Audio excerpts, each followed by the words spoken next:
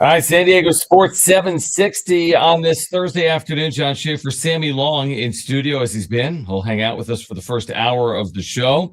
Good show lined up. After the Aztecs win last night, I figured let's get a bracketologist back in the show. So old friend Rocco Miller. They hit you back. Yeah, they hit me back. I said, listen, Rocco, I know that San Diego State has work to do, but want to hop back on. So Rocco Miller, who's been with us a number of times over the years, he's going to join us from bracketeer.org. Also, longtime NFL agent Lee Steinberg is going to join the show at 3:30. He's been on the station a number of times. The combine is underway.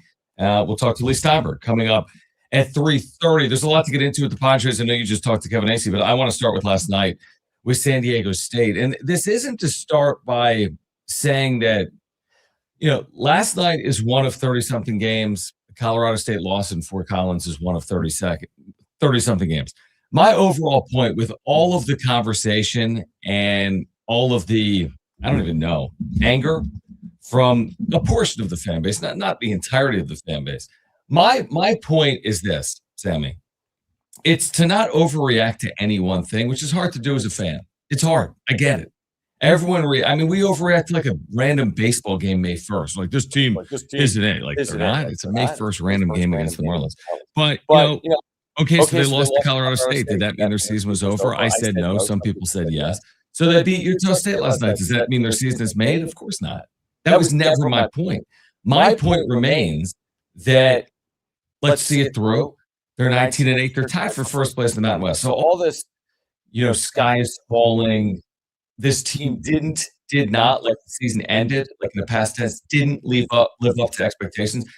That's for it'll all be over in a few weeks. So we can have that conversation at some point in March. But last night's a good night for San Diego State. I mean, they get back on the saddle, so to speak, and they soundly beat Utah State. It was hard to play better than they played last night against the Aggies, and it puts them back in that conversation. For anyone that wrote off the Aztecs from an at-large perspective, you couldn't do it. You can't do it based on any one result. Just like one positive result doesn't guarantee you're in the tournament, one negative result doesn't guarantee that you're not in the tournament. So work to do? Yeah, I'll tell you that right now. They do.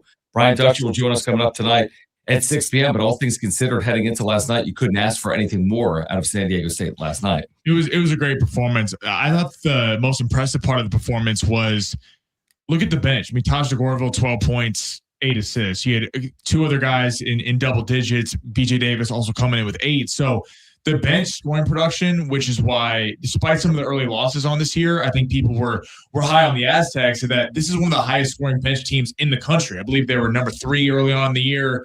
And just the depth there, people have talked about, should they have an 11-man rotation, 10-man rotation, 9-man rotation, but the depth is certainly something that you're proud of for SDSU.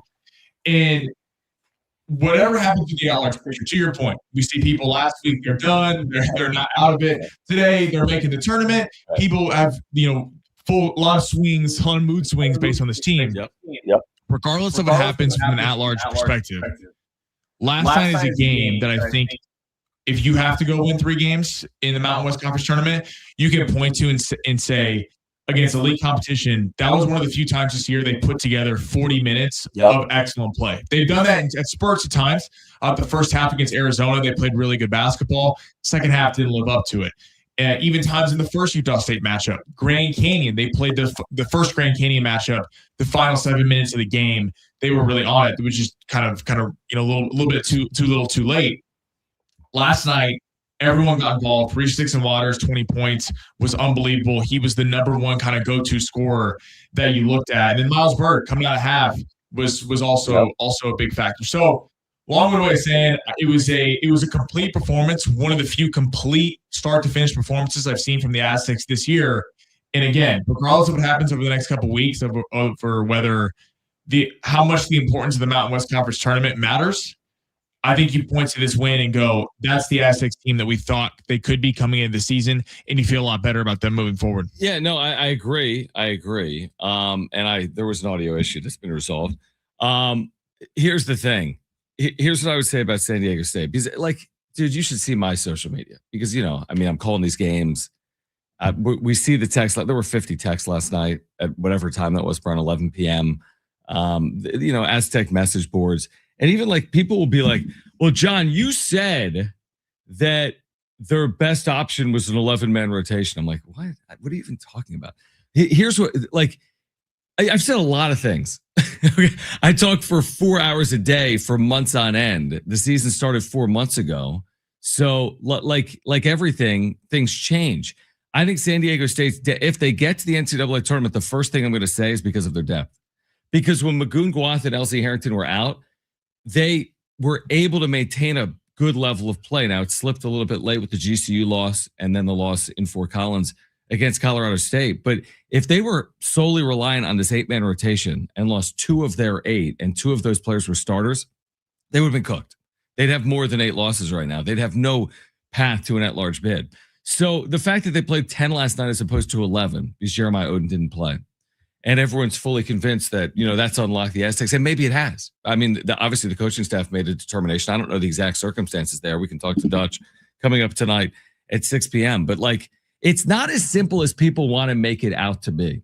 When they lose, it's not only because of the rotation. When they win, it's not solely because of the rotation. There's so many factors. You're telling me that if Jeremiah Odin played 6 minutes last night, they wouldn't have won? That's completely bogus. And if you're telling me if Sean Newman played more than 6 minutes, by the way, the reason he only played 6 minutes is not because they're limiting his minutes.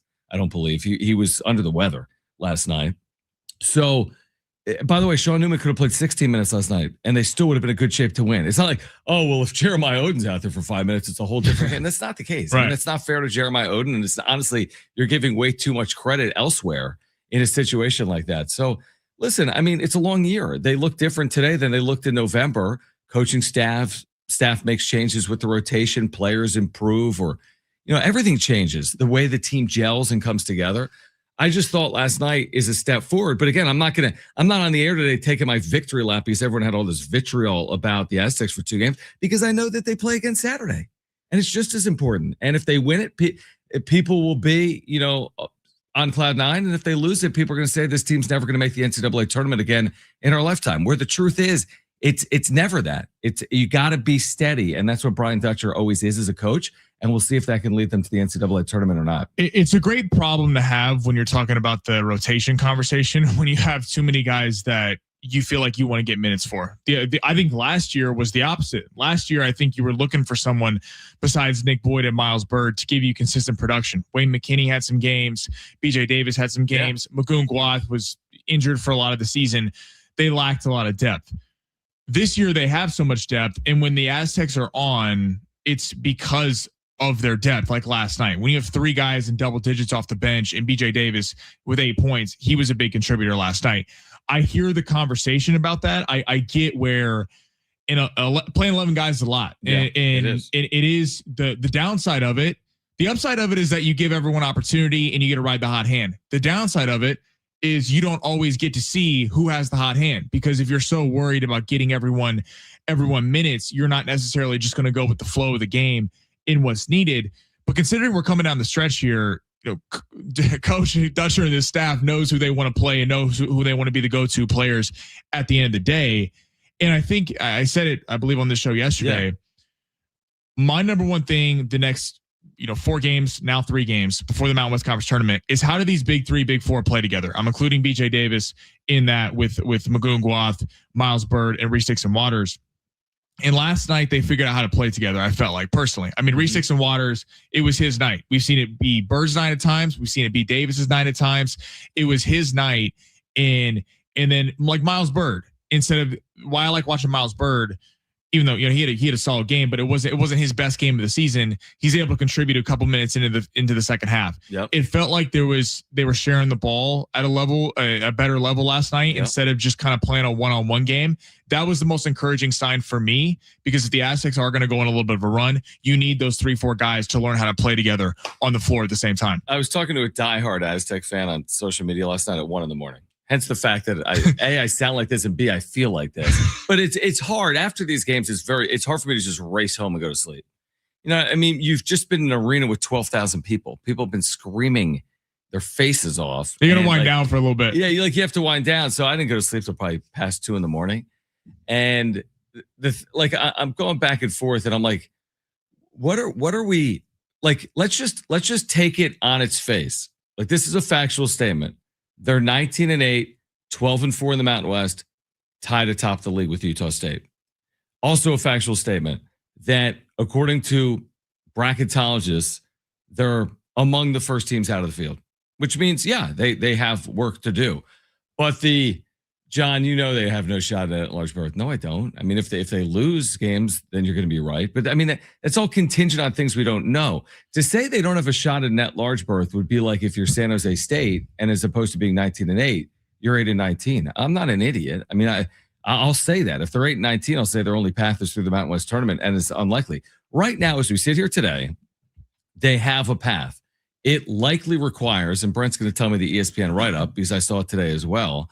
I mean, ESPN gives them an exact coin flip to make the NCAA tournament as an at-large team. Bart Torvik, which is an amazing site for this, gives them a better than 50% chance right now to make it as an at-large team. Now, it changes. The pit against New Mexico, they're also fighting for their postseason lives, is not an impossible task, but it's a very difficult one coming up Saturday at 11 a.m. Pacific. If they play like they played last night, Sammy, they can win that game. And if they don't, then, again, they're going to be on the outside looking in. I think coming in this week, and they check one box off.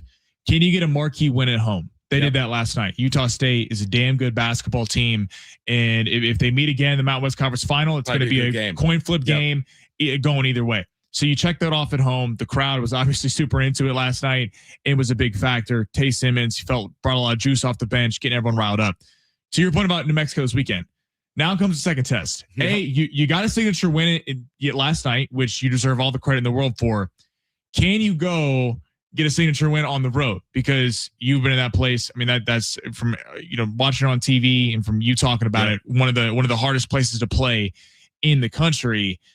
And again, you beat Utah State on Tuesday or Wednesday. I forget what day it is. Saturday on a shorter turnaround. You go and beat New Mexico. Again, overall, if you look at them just in the Mountain West, and I know you can't do this. I know you can't erase the Troy loss. We can't erase the Michigan dominance and Baylor. But if you look at them just in the Mountain West, they've really had one bad week of basketball and two other close losses, Grand Canyon the first time and Utah State the first time. Overall, their body of work has been pretty good in the Mountain West Conference play. So Saturday is just a massive opportunity to kind of show people like, okay, everyone calm down a little bit. Who we are, who we were at the beginning of the season is not who we are now. Yeah, I'm curious if you're an Aztec fan, like, has your perspective changed in 24 hours? Like, are you more willing to kind of see it through now that they've bounced back? Or do you feel like you've seen enough and you already know how the story ends? 70470, start it with the word team. Again, 70470, start it with the word team. Interesting comments from Mason Miller on MLB Network about Craig Stammen, his new manager, and what he basically alludes to about his prior manager in Mike Shildt. Plus, the Padres playing this afternoon, a new Mr. February for San Diego. I'll discuss on the other side, right here on San Diego Sports 760.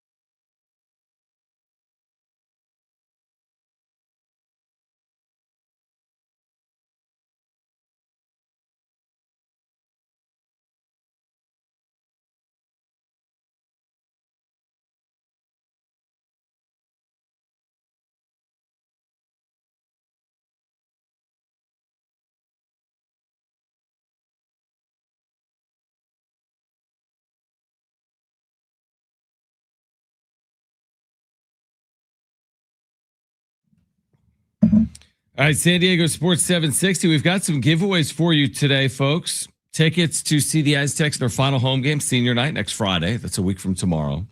Tickets to see 9 Inch Nails, March 9th at Pechanga Arena, which is just over a week away.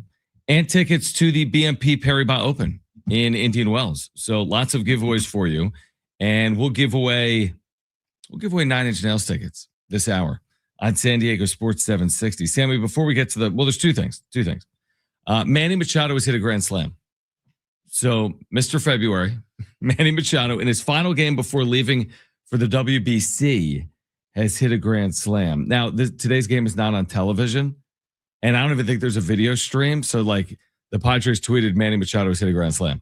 Did he really? Yeah, like, are they lying to us? I don't know. Like, I need video. I don't even know who they're playing, believe it or not. They are playing this afternoon. The Reds, they're tied at 9 in the 6th. Barn burner out there in Scottsdale.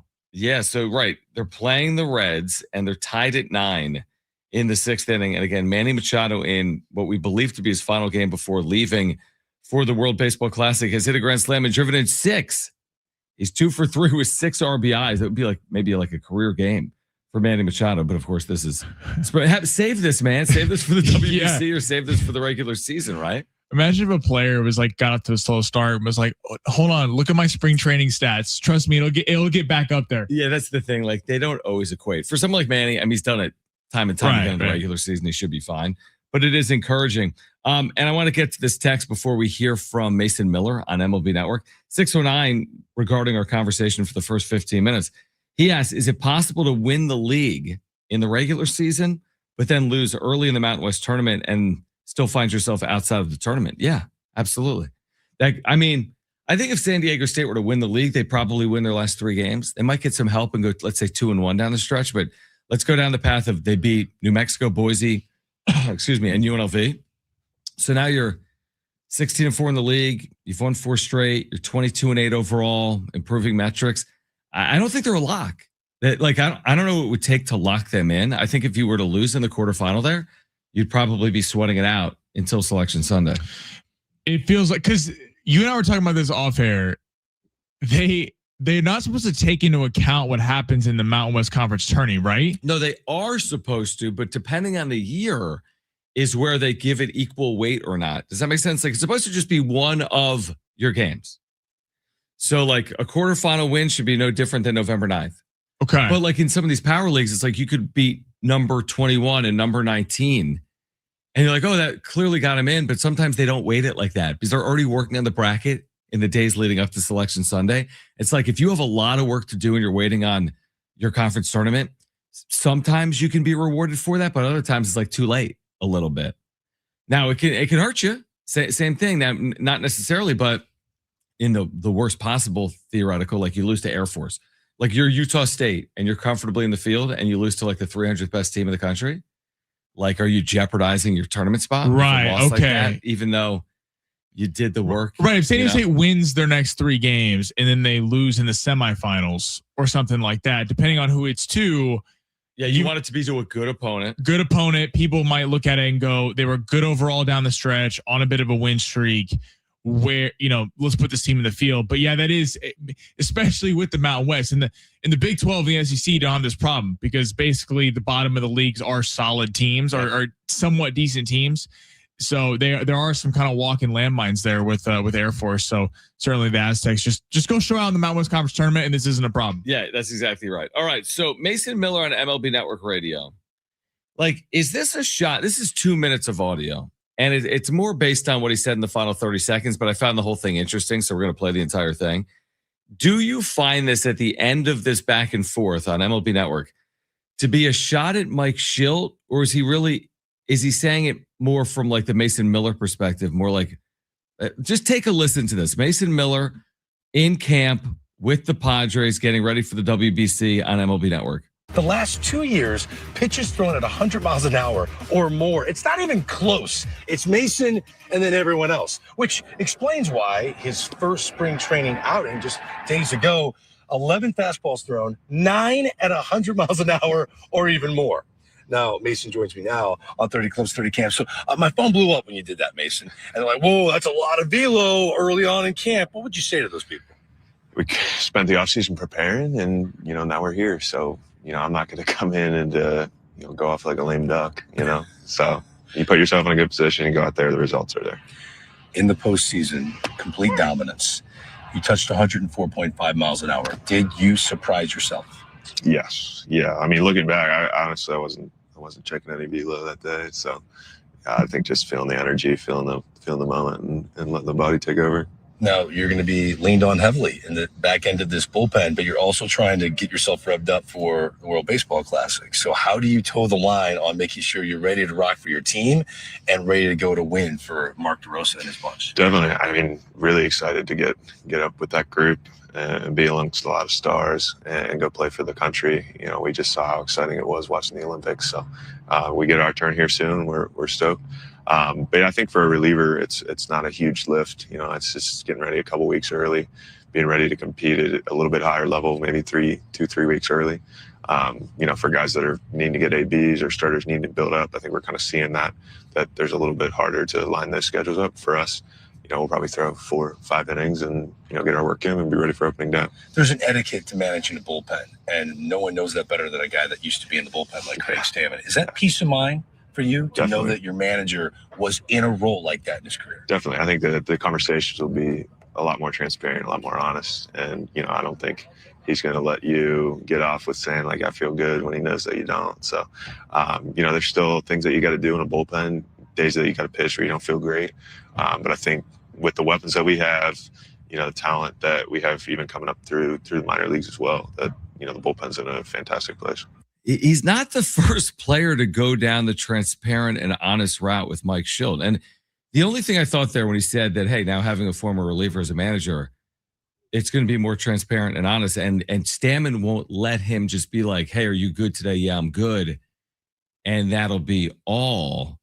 But I'm thinking, like, is he saying that Shildt wasn't transparent and honest, or it is more transparent and honest working with a former reliever?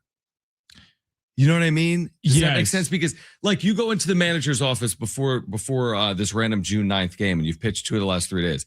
And Shilt's like, you good today? And you're like, yeah, Skip, I'm good. Is that on Shildt that you said I'm good? Because you said I'm good. Like, should Mason Miller have been more transparent and honest? Because now when he goes into Craig Stammen and Stammen's like, yo, you pitched 2 of the last 3 days, are you good? And he says, I'm good. Be like, I don't know if you are. Because I've been in these situations. It's June, I feel like it is a little bit of a shot at Shildt. Because it's not that like Mike Shildt was transparent with the media. So why would he be transparent with the locker room? I mean, if the limited access we've had to Mike Shildt, he get very testy whenever people would press on questions, kind of like that. Now, again, he could be different with the locker room, but who knows? It kind of made me think when I heard that Jeremiah Estrada down the stretch. Jeremiah Estrada was such a good pitcher for the Padres the first half of the season and was one of the best, relievers in their rotation. And then you felt like he was pressing a little bit down the stretch. His innings were getting up there, and the Padres had to use him because the calling card was the bullpen. It was, Morahone, Miller, Estrada, all these guys, Suarez. This is why if you thought the Padres were going to go on a run, it was because of the bullpen. It is interesting. It kind of felt like he was saying, we all know Mike Shildt taxed the bullpen last year. Was it 100% his fault? No, because Dylan Cease and Yu Darvish weren't giving you bulk innings. But it did feel like the second there was any problems, Mike Shildt would be going to the bullpen. Whereas if you're a guy like Mason Miller, you probably are like, for me to be the most effective and for us as a pitching staff to be the most effective, the player's always going to say that they're okay. The player's never going to be like, oh, don't play me. I don't want minutes tonight. They want a job.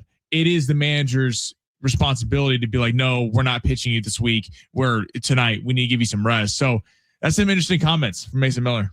I almost feel like he's almost saying like Shildt was looking the other way to where if Sammy was pitching and, I could tell noticeably that, he was maybe wincing or, he had some signs that maybe he was tired or there might be something up with him. And to Sammy's point, you're going to say you're fine, even if you're not.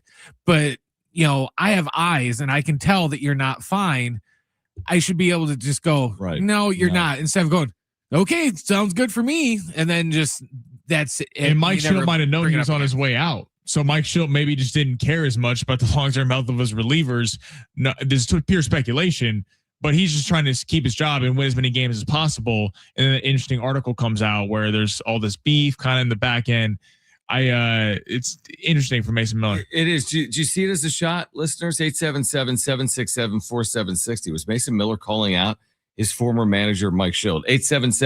877-767-4760. We'll give away 9 Inch Nails tickets for a show coming up March 9th this hour. Plus, when will Joe Musgrove make his 2026 Cactus League debut? We've got the latest on that coming up next on San Diego Sports 760.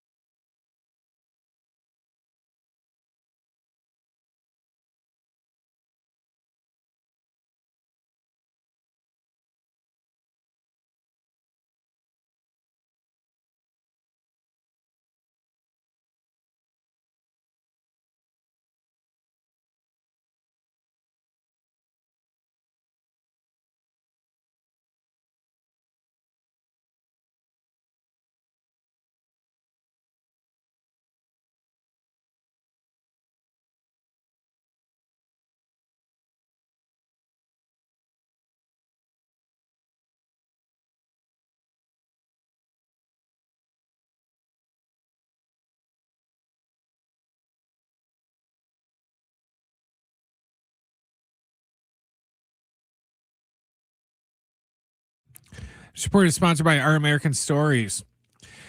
For the third consecutive year, the Dolphins ranked first in the NFL Players Association report cards, according to ESPN. The Vikings got second, followed by the Commanders. The Steelers, Cardinals, and Browns were the bottom 3. Pittsburgh finished in last place for the first time in the 4-year history of the survey. Tonight, the Brian Dutcher Coaches Show is on at 6 o'clock. John and the Aztec head coach will chat about last night's big win and preview Saturday's even bigger game at New Mexico, which pregame will start at 11 in the morning, and John will have the tip afternoon. This is Lee Habib, host of Our American Stories. On our next episode, we'll peel back the mythology and legend of Christopher Columbus. You won't want to miss the next episode of Our American Stories.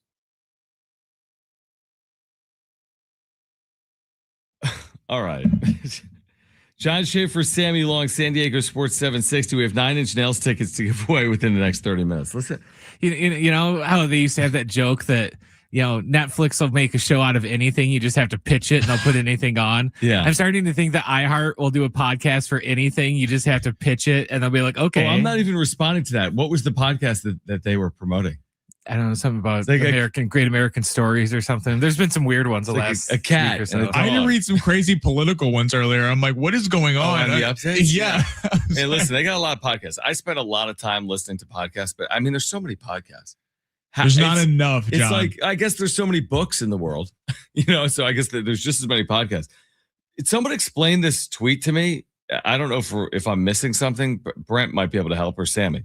So they have video from Scottsdale. Is that where the Reds train? I believe so. I'm not sure. I said Scottsdale. I encompass Scottsdale as all of Phoenix. Okay, Red Spring Training home. I have no idea where it is. I should know that. Red Spring Training, Goodyear. Okay, so there's video of Manny Machado hitting a grand slam that the Padres tweeted. It's like from some webcam. Goes over the center field wall. Awesome, right? This is the words they used with the video, like in the tweet. Who is Manny Machado? For the blind, he is vision. For the hungry, he is the chef. For the thirsty, he is water. If Manny thinks, I agree. If Manny speaks, I'm listening. If Manny has one fan, it is me. If Manny has no fans, I do not exist. It's like a haiku or something. What is that? I don't know. First off, what's going on with the Padres PR team? Because Craig Stammen's talking about Matt Waldron's surgeries, personal details. Right. Now all of a sudden we're putting this out. I mean, what is happening? Are we teaching public relations down there in downtown? I'm probably missed. Here's the thing. The Padres used to, if Jim was here, man, he would be losing his mind, because for 5 years, the Padres, when they would start a series, they had no personality in their tweets. It would be Padres Marlins from South Beach. They'd be like, game 1. It'd be like the lineup, Right. And then afterwards it'd be like final 1-5-4. And then game 2 would be like, getting ready for game 2. Getting ready. And then maybe they put it a little bit like game 3 by the beach. You know what I mean? Nothing. A little spice on it. No character. And now you whip out this on February 26th. They're trying to be the Chargers PR team. The Chargers PR team does this. You see them with the whole schedule releases where they have a bit that's a sketch for the Chargers are quote famous for it. And now everyone's trying to replicate this. I almost want to ask Rock, what does this mean? I'm already doing it. Oh yeah, ChatGPT that. What's this in reference? Do you want to read it again? It's I am water. What did they say? I don't know. It's got to be in reference to something, right? I just asked ChatGPT. Oh, it's copy pasta, a dramatic over-the-top meme used online to show exaggerated devotion to a person. Wow. I've never seen that in my life. I hadn't seen it either. I had to take out the Manny references in it for it to pop, because otherwise all that showed up was third baseman for the Padres. Yeah, his postseason stats. Yeah, I mean, just again, I'm swing and a miss. Here's the thing: if you're gonna change your social media from very vanilla and conservative to outrageous, like the Chargers, you might want to do it you can't just go a 180 overnight. Yeah, gradually. We're gonna warm people up, or wait until the regular season, right? The February 26th before WBC Manny tweet against the Reds in Goodyear is maybe a little much, but maybe not. To each their own. I'm not opposed to it. It's just it seemed a little aggressive from the Padres Twitter account. All right, we received word this afternoon. So Joe Musgrove threw a backfield game or whatever, sim game, and he threw quote 3 innings, whatever that even means. He faced 2 batters, but he faced them over and over again. And I guess depending on how he feels coming out of this, his next appearance is going to be in the Cactus League. We have not seen Joe Musgrove since Tommy John 2024. He missed all of 2025. Now March is coming. I think they're going to slow play Joe Musgrove. Not that he won't be ready when the season starts. I think he will be ready when the season starts, but I think they're going to be very cautious with his innings early on. I mean, they basically said that. I think ultimately he'll have the longer leash, but there's no way those first 3 to 5 starts he has any type of leash to operate from, I would guess. Well, And this speaks to the importance of Walker Buehler. Like all jokes aside, Matt Waldron's spring training is done. JP Sears has not looked great in his limited action in spring training.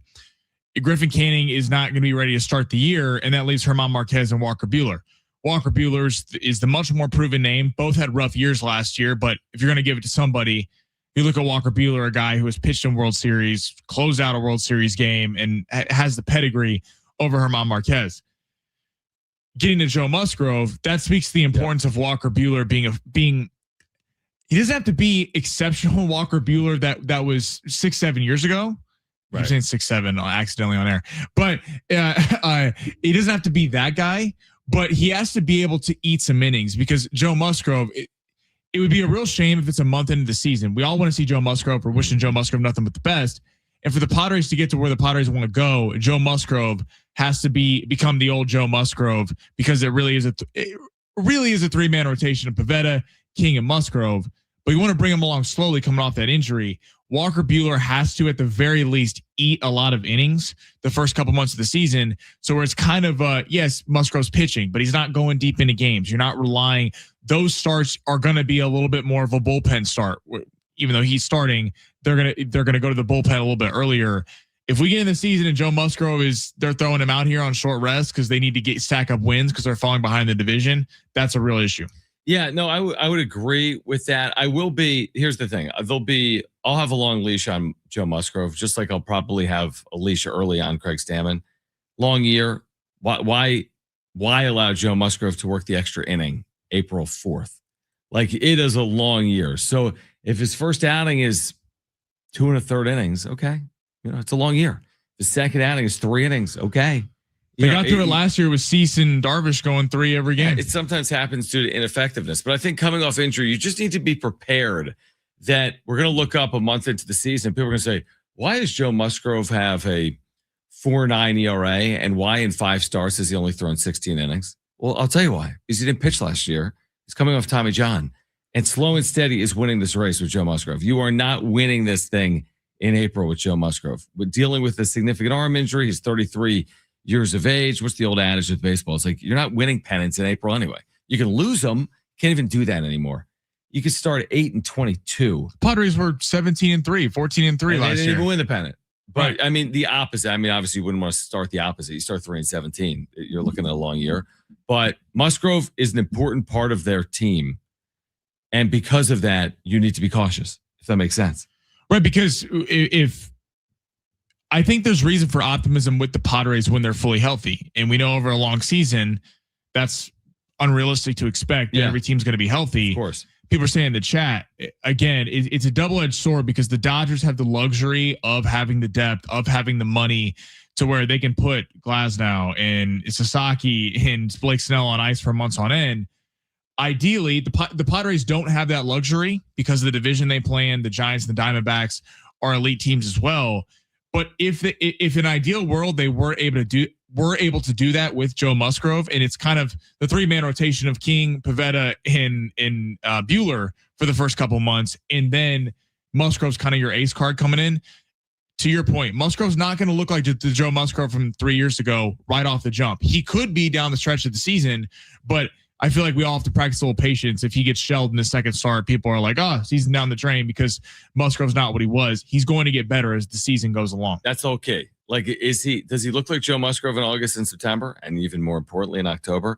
That's the whole key for me. Not if he looks like Joe Musgrove in May, but does he look like him in September? All right, we'll give away 9 Inch Nails tickets on the other side for an upcoming show on March 9th here in San Diego at Pechanga Arena. We'll do that on the other side. Plus, if you missed Brian Dutcher postgame last night after San Diego State earned its second Quad 1 win of the year, beating Utah State, moving into a tie for first place in the Mountain West. You'll hear from Dutch coming up at 3 p.m. We've got a bracketologist with us at 4:30. Lee Steinberg, the longtime agent, will join us live at 3:30 with the NFL Combine underway. Stay with us on San Diego Sports 760. We're live on the iHeartRadio app.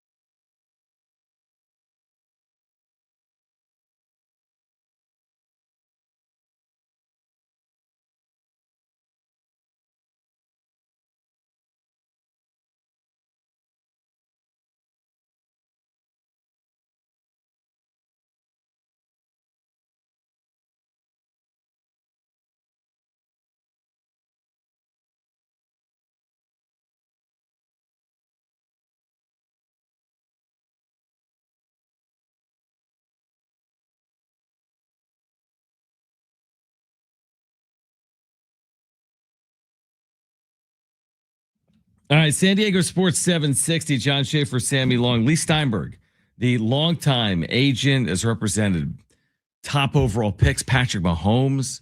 I mean, my guy. Who has he not represented? Seriously, wasn't the movie Jerry Maguire based on the career of Lee Steinberg? It was based on him. You can do the whole interview asking him about that. I don't know if now he's been on this station a ton of times, right? Because Steve Yeah, Hartman's done it for forever. Yeah. So Lee Steinberg's going to join us at 3:30. What is the role of the agent this time of year with the combine underway?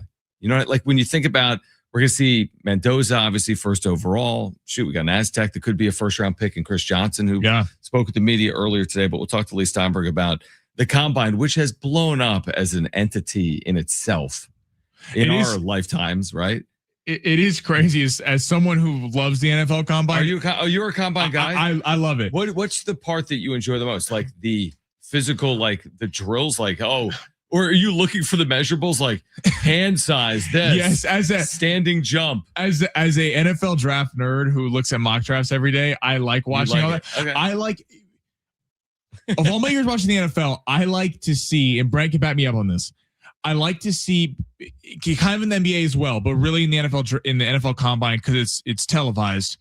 You see guys who are thought of as one thing coming out of the season, of the college football season, and they go to the combine and they shoot up the draft boards, or they fall. I mean, I remember Aiden Hutchinson. We remember number 2 overall Michigan. pick. Yeah, but Trayvon Walker, it was surefire that Aiden Hutchinson was the number 1 pick.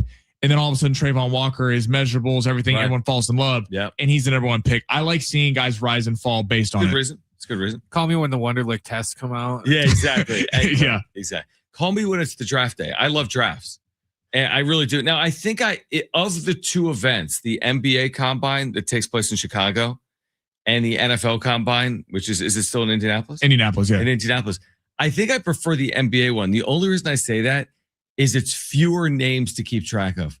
Sure. There's your 30 guys, your 40 guys. Where in football, you have all these positions, obviously. I think a couple hundred people are at the combine. More than that. Oh, easy. 300 players are at the combine. There's less drills, too. The NBA is pretty much, okay, you're going to shoot 100 shots from various spots on the floor, and you're going to do your vertical. And absolutely. We're giving away 9 Inch Nails tickets. That's a concert coming up March 9th here in San Diego. So we'll give those away coming up in the next 10 minutes or so. Brian Dutcher joins us live for the Brian Dutcher Show, by the way, at 6 p.m. If you've got a question for Dutch, you can text us 70470. Start it with the word team. Again, 70470. Start it with the word team. I'm trying to think where we were. Oh, we're talking about, we were obviously talking about Joe Musgrove a moment ago. We talked about what Mason Miller said on MLB Network as well. All of a sudden, we're at the point in camp where these teams are going to go their separate ways because it's the WBC, and then they're going to get together and it's going to be opening day. Like, it's crazy that the Padres opener is a month from today, and this is a 28-day month. So 4 weeks from today, the Padres are here facing Tariq Skubal, presumably, and the Detroit Tigers. So this thing, spring training oftentimes feels long and drawn out, and maybe it does right now as well. But it's not that long because in 4 weeks it's opening day. Well, that's what I think is fun about the WBC. Yeah, it's a fun little breakup of spring training because I'm sure the players have admitted it. I mean, it's 6 weeks. It's kind of long. It's a little monotonous, especially when we're talking about the same camp battles, the same open roster spots. But I am excited for kind of every team how the WBC affects how guys start the season. Are we going to remember this late in the year? No, but we've been talking about it. The consequences, Edwin Diaz last year for the Mets obviously got hurt last WBC, excuse me, a few years ago, got hurt and missing the season. A massive deal. We don't want to see that happen to anyone. Kind of a freak injury, right? Wasn't a celebration? Yeah, it was something nuts. Side of the mound, yeah. But I'm curious, I'm really looking at Bogaerts. Because if you were ever looking for Xander Bogaerts to recapture a little bit of what he was, of why the Padres paid him so much money coming from Boston, and this could be beating a dead horse that we're talking about Xander Bogaerts resurrecting some of what he was, but Xander Bogaerts, you feel like a lot of him is confidence. You feel like he's in his head. At least when I watch him, it feels like he's kind of public enemy number 1 because he got all the money. He has certainly not lived up to that contract.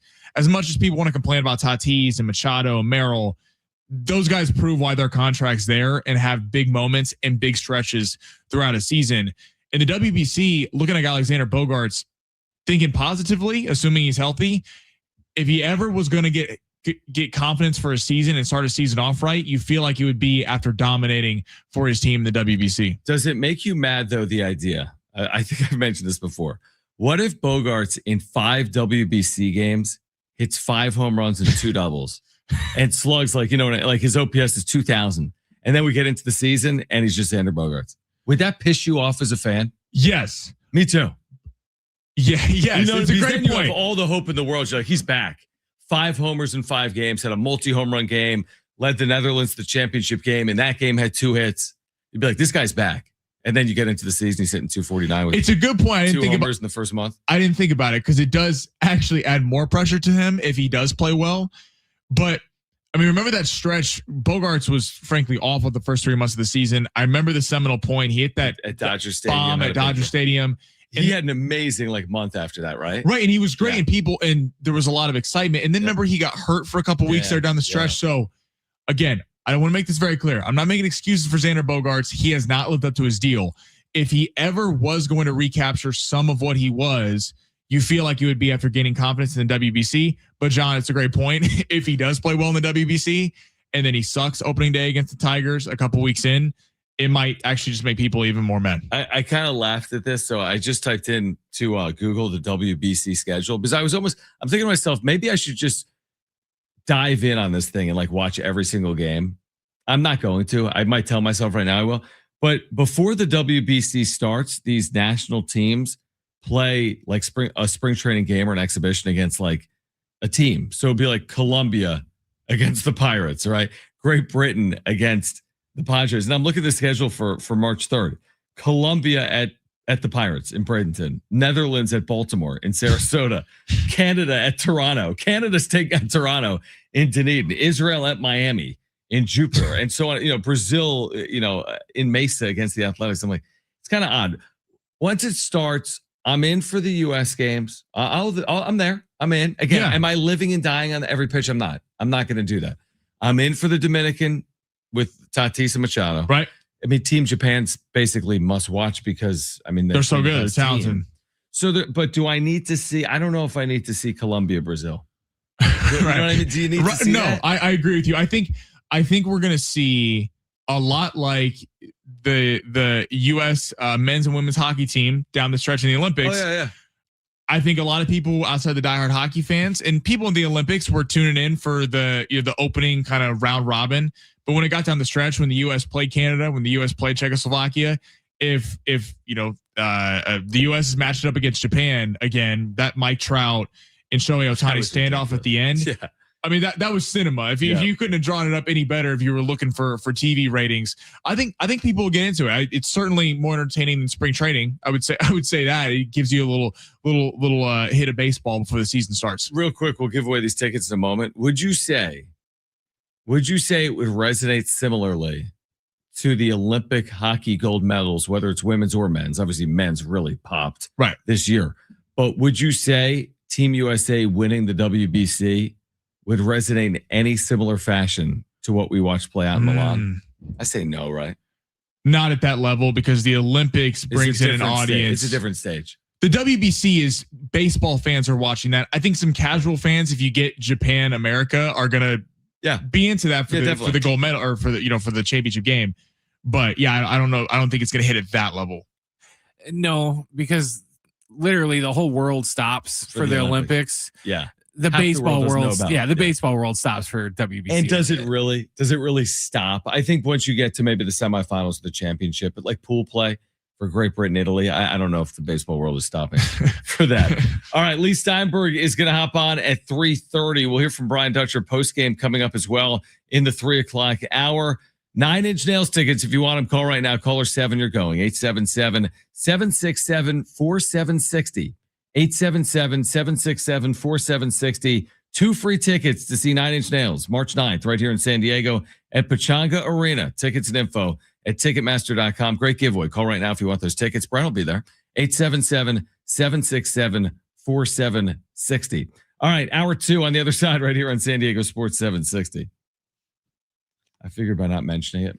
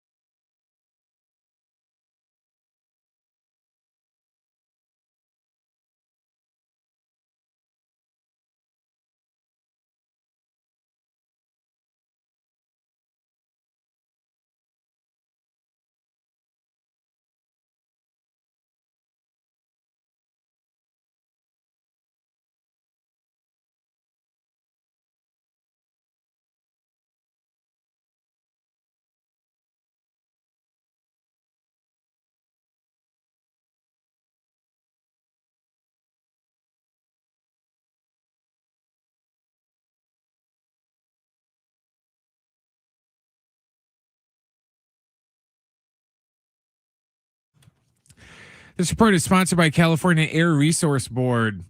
For the third straight year, the Dolphins were ranked first in overall in the NFL Players Association report cards, according to ESPN.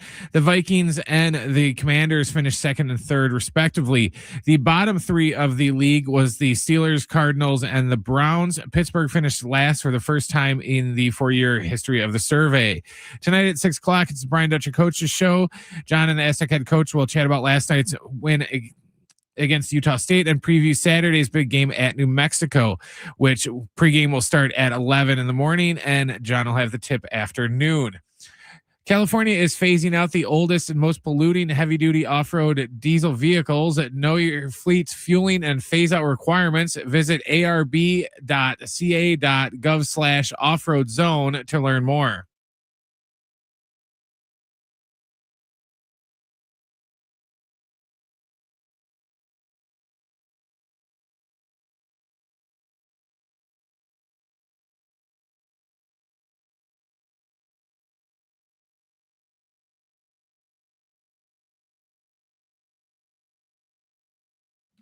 All right, hour 2, San Diego Sports 760. Lee Steinberg, the longtime NFL agent, we believe currently representing Patrick Mahomes. He's represented, what, 8 former top picks? 8 former top picks, couple Tua today and Patrick Mahomes, I believe Troy Aikman, Ben Roethlisberger, Lennox Lewis, Oscar De La Hoya, bunch of guys. What is a typical day? This is what I'm going to ask Lee Steinberg. What is your day? Is it one of those things that when you're in this job, you don't know what your day entails? You know, some of those positions, like if you're the head coach of a college football team, you don't know what your day entails. Like one of your players might not have passed a class. There might be some off-field issue. Constantly putting out fires. Yeah, like things change. You're not fully in control. Some things you're in control of as the head coach, but other things are happening around you. When you're an agent, I mean, you're working on behalf, first of all, of clients. Not just you. If you're Lee Steinberg, you have an agency, so I'm sure he's able to delegate. Right, he's a lot of talking to the biggest he's in his clients. 70s at this point in his career. But like, what is a day like? I kind of think what you said. I think it's putting out fires. I think it certainly is making sure your PR team, everyone.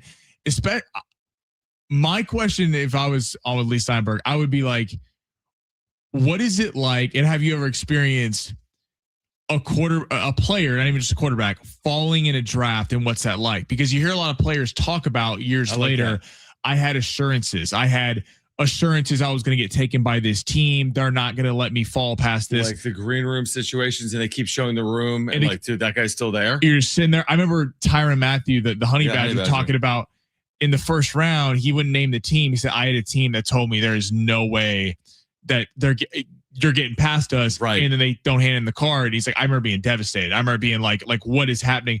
I'm so curious as an agent how you're able to handle like the families, the players, because it's the greatest reality TV there is because it's real. And it's a lot. I would just feel like it's a relationship business. Well, it's a lot of dollars and cents, obviously, but like at the end of the day, like it's about relationships with teams, with players, with families, with marketing partners. Like, right? I mean, there's so much. I feel like it's just, I don't know, putting a puzzle together every day. It's hard to do. I wonder how many times he's had experience. Now, maybe this happens a little bit more in the NBA, but your Kawhi Leonard, everyone's talked about his uncle kind of advising him on, whether or not he should have been playing at times. If he had injuries, kind of sit out. Darren Peterson for Kansas. Yeah, that's right. There's been a lot of reports. His family, there's been a lot of, if you feel any injury, sit. We don't want you jeopardizing your pick. I'm fascinated with what that's like dealing with the family members who obviously have maybe just as much input or more as an agent, and like how that clashes. Real quick, guys, we have a developing story. I know I think Kevin actually shared some of this news before he just published this article with you guys. He was on 1:30 with us today because he has just published an article that says 5 bids are in for the Padres. He hinted at it. Okay, he with us. So, all right. So let me get into some of the details here, because remember, it was reported earlier in the month that final bids were expected, or initial bids were expected by the end of the month. Well, this is the end of the month. In fact, the last business day of the month is tomorrow. So this is what Kevin has written here at the UT. Come on, article. Here we go. According to one source, the process is moving very quickly. And let's see, do we have the 5 groups. They released that on there? Yeah. Okay. So 3 suitors for the Padres have become public, right? Jose Feliciano, who owns a Premier League team. Chelsea, I believe, right? Yeah, you know better than me. Because Friedkin One is of them San owns Diego, one of them owns Chelsea. and one owns what?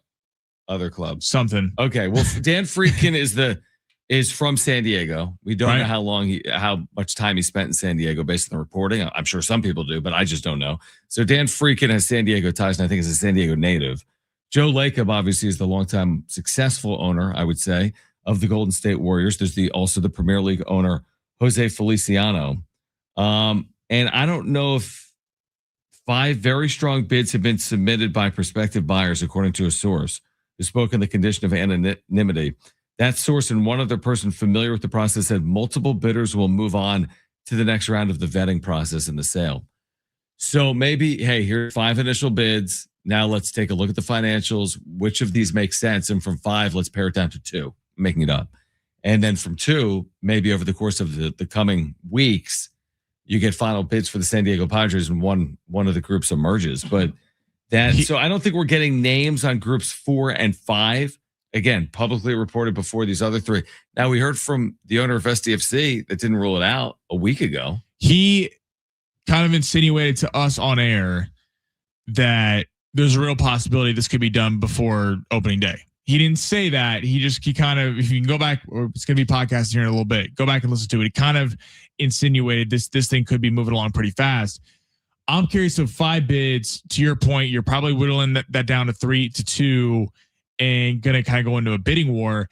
It's an interesting time because I think people at first thought because of the lockout, maybe there'd be a lack of interest. Maybe though, because of the lockout and because of how much interest there's been, you're having all these people feel like they can buy into a Major League Baseball team a little bit on the low. And if you're the Seidlers, you may be kind of wanting to. Clearly, John Seidler has not shown a proclivity to wanting to own the San Diego Padres through everything that's happened the last couple of years. And if he's trying to kind of get out of this, you'd think it would happen pretty fast. And I'm glad it's happening fast. Like I at the end of the day, if this happens in the next month, I think that's a positive thing for the team and the city to move forward with. Because if John Seidler doesn't want to be running the team, then John Seidler shouldn't be running the team. By the way, both Dennis Lin and Kevin Acee now reporting, I think today, that the expected price tag will be north of $2.5 billion, which would be the richest sale in the history of baseball. One thing that shouldn't be lost on people, we've spent so much time like on the Shildt Seidler lawsuit a year ago. And like, would she become the chairperson? She settled that lawsuit, which leads you down a path of they're going to sell this franchise because no owner wants to buy a team in litigation. But Shildt Seidler and Peter's children, so Shield's children along with Peter, of course, Peter has passed, they own 24% of the team. You start doing the math on that. Think about that. When the sale goes through, they own 24%. Let's just call it a quarter. Right. 25%, 24, whatever. What's hundreds of millions of dollars? Yeah. A quarter of $2.5 billion is $625 million. And the reason I bring it up, so that would be to Shildt and Peter's 3 children. Presumably the children couldn't receive the money until a certain age. That's typically how a transaction like that would work. So Shildt maybe would oversee over $600 million in this process. But the reason I bring it up is, and Kevin has kind of ruled out the idea of Shildt being involved in a future ownership group. But is there a goodwill play in there to attach the Seidler name to the next ownership group and say Shildt Seidler owns 1% of the team? I mean, she's getting $625 million. So if it sells for $3 billion, what's 1% of $3 billion? $30 million? Yeah, $30 million, I believe. $300 million would be 10%.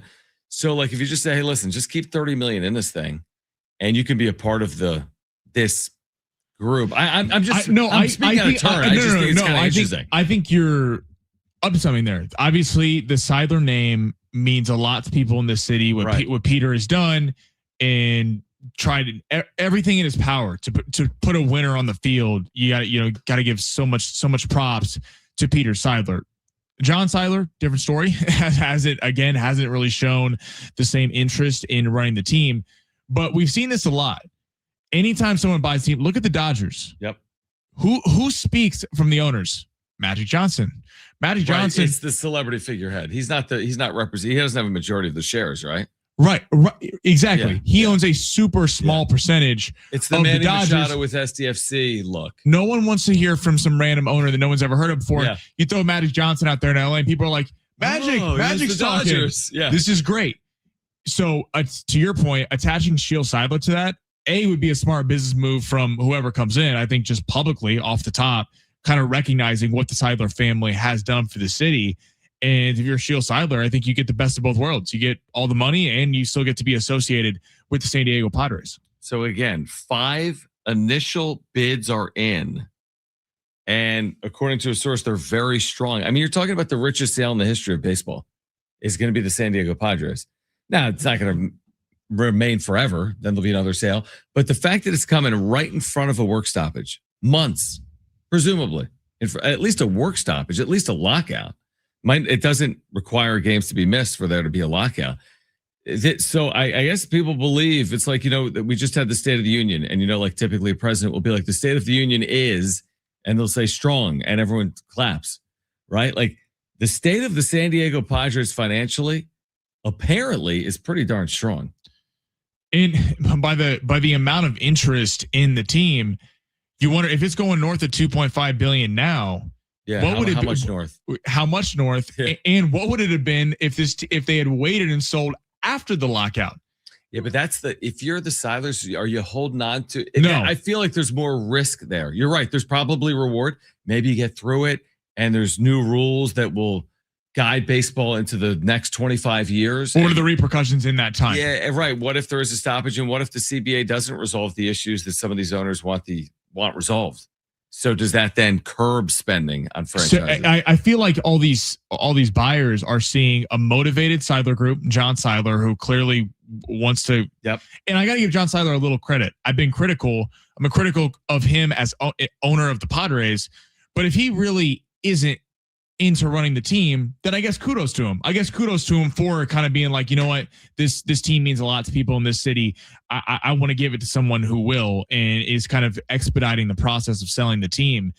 And with the amount of interest, I mean, that could be the best thing that ever happened because hopefully, and again, this is a pure hope that the vetting process we talked about. So they got 5 bids now. They're going to vet it down.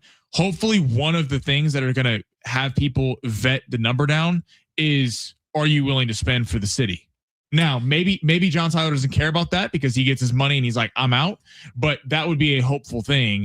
If you're talking about the Shildt Seidler name attached, someone who is not just going to stash the team in San Diego and go, I own the San Diego Padres. Someone who's like, I'm invested in making the San Diego Padres a winner on the highest level. I mean, this is getting real. The San Diego Padres could be sold in the coming weeks. Initial bids are in from 5 different groups, according to the reporting of our Padres insider, Kevin Acee. We'll continue to react to that on the other side. Imagine, by the way, selling off shares of something worth $3 billion. I mean, like I said, if you own 1% of this club right now, just 1%. 1%. And by the way, I believe in Eric Rupner's current deal, he had equity in the club. There is no way that a new owner can be happy about that. No, but you're selling. I think you'd be selling your shares. Yeah. Okay. Maybe I don't know or maybe no, because of his contract, he'd be able to maintain it. But think about it, even if you owned 0.1% of the Padres on a $3 billion valuation, that's $3 million. And if you own more than that, like 1%, then you're talking 30 million. So anyway, it's going to be life-changing money for a lot of people involved in the organization, plus a new future for this franchise moving forward as well. We'll react to that. Lee Steinberg, the longtime NFL and sports agent, will join us coming up at 3:30. He's got a brand new book as well. I think he's going to be in San Diego promoting that coming up. Lee Steinberg at 3:30. Our bracketologist, Rocco Miller, at 4:30 here on San Diego Sports 760.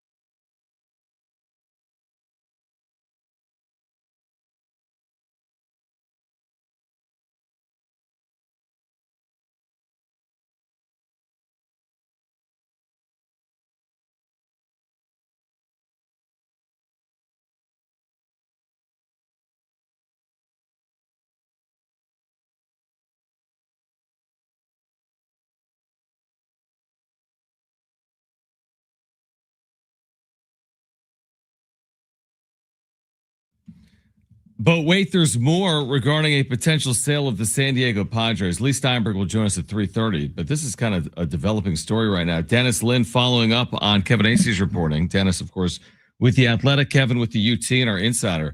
Dennis saying that Viore founder Joe Kudla, am I saying that right? Or Kudla, Kudla? Let's go with Kudla.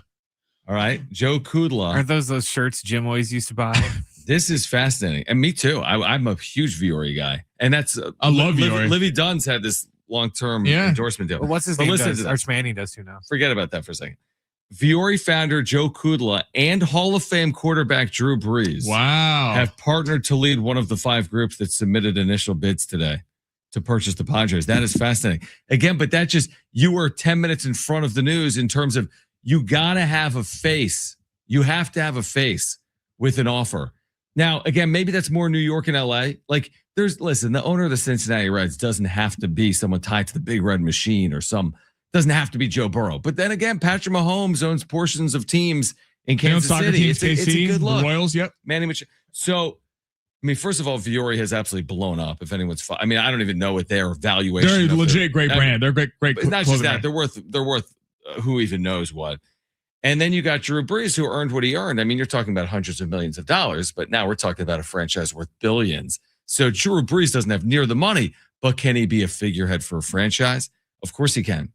And is there an amount of goodwill there that could help get it over a finish line? Now, I don't know the answer to that. But remember, John Seidler has said that, hey, he wants someone that's going to be a good steward for San Diego. Right. So if you're going to say that and you're going to tie San Diegans to a bid, it's going to be hard to go with the dude from Saudi Arabia. I'm making it up, not to say that there is. Right. Now, maybe there would be a reason to do it, but you have this international group, for example, with no ties to San Diego, if that's one of them. And you have a quote unquote local group, whether it's all local money or not, headlined by the founder of Viore, a athletic leisure wear brand, and Drew Brees. Maybe that's intriguing or something that would put it over the finish line above someone from the outside. 100%. And if the city so badly wants someone who is going to care about the team, and that's been the one concern.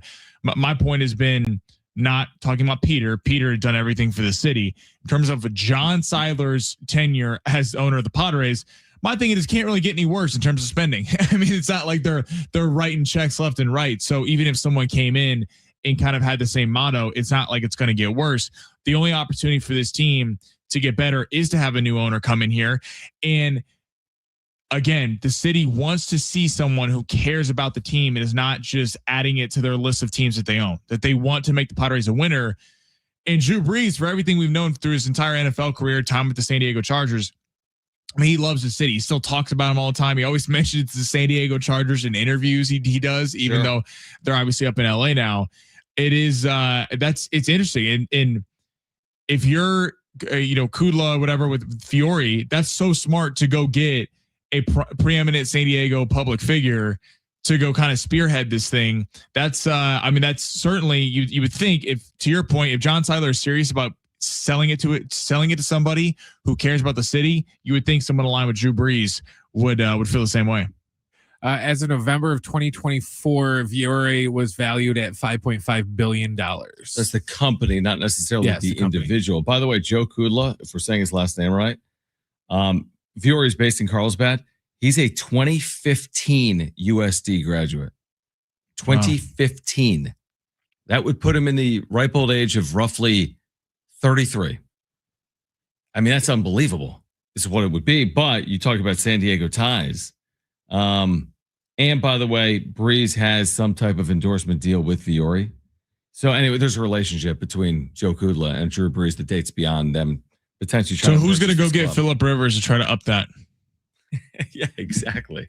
I mean, I don't know if Phillip Rivers is in the business of buying the San Diego Padres. You know, he's had a lot on his plate over the last year. But he's got 12 kids to put through school. Right. He might need the $3 billion to get the 12 kids. Yeah, exactly. Yeah. I mean, it's kind of fascinating, truthfully, because this thing's going to get done. And I hope it's not one of those situations where you get to the altar and then the group is like, yeah, no, thanks. Right. I don't know how I would think a transaction of this size is so vetted that that's almost an impossibility. That when you get final bids in, there's no way you get to the final bid process process and they're like, actually, we don't want it. And I think if you're Major League Baseball as a whole, because the owners have to approve it, Manfred in baseball is going to love this because there's been so much bad press around Major League Baseball and that there's likely going to be a lockout next year and people talking about the unfair spending of, the Dodgers and the Mets and the Yankees, teams like that, and teams not spending enough. This is a great selling point for Manfred in baseball to go, see, for all of baseball's flaws, look how much the San Diego Padres, who haven't been able to get over, at least in the past 2 years, the Los Angeles Dodgers, look how much they're willing to sell for. This is a great PR thing for Rob Manfred in baseball if this thing does come in here quickly. Dude, get the Padres in a Viore gear. Yeah, get Tatis up in that thing. That can be their new stupid little patch on the side. Yeah. Dude, that'd be dope. I don't even know what the Viore logo. It's just a little V.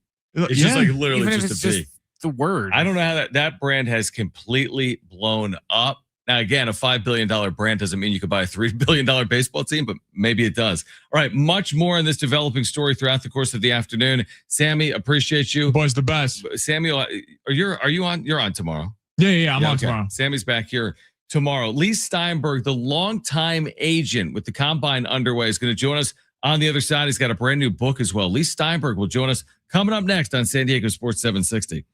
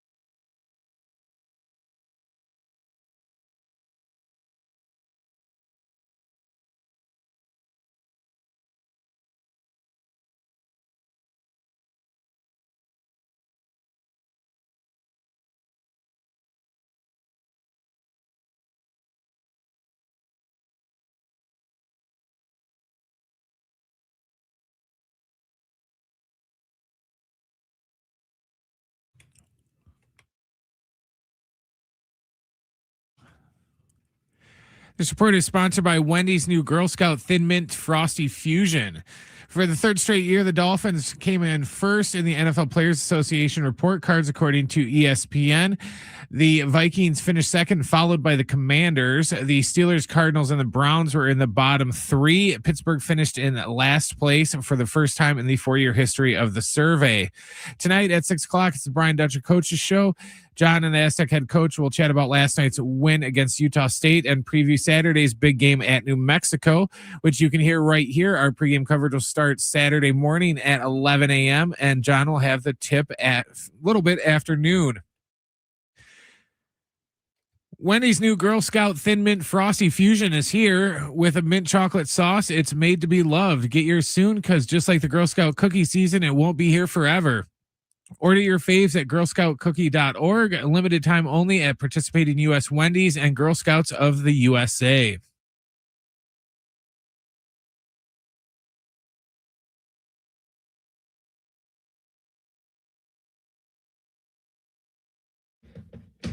All right, San Diego Sports 760.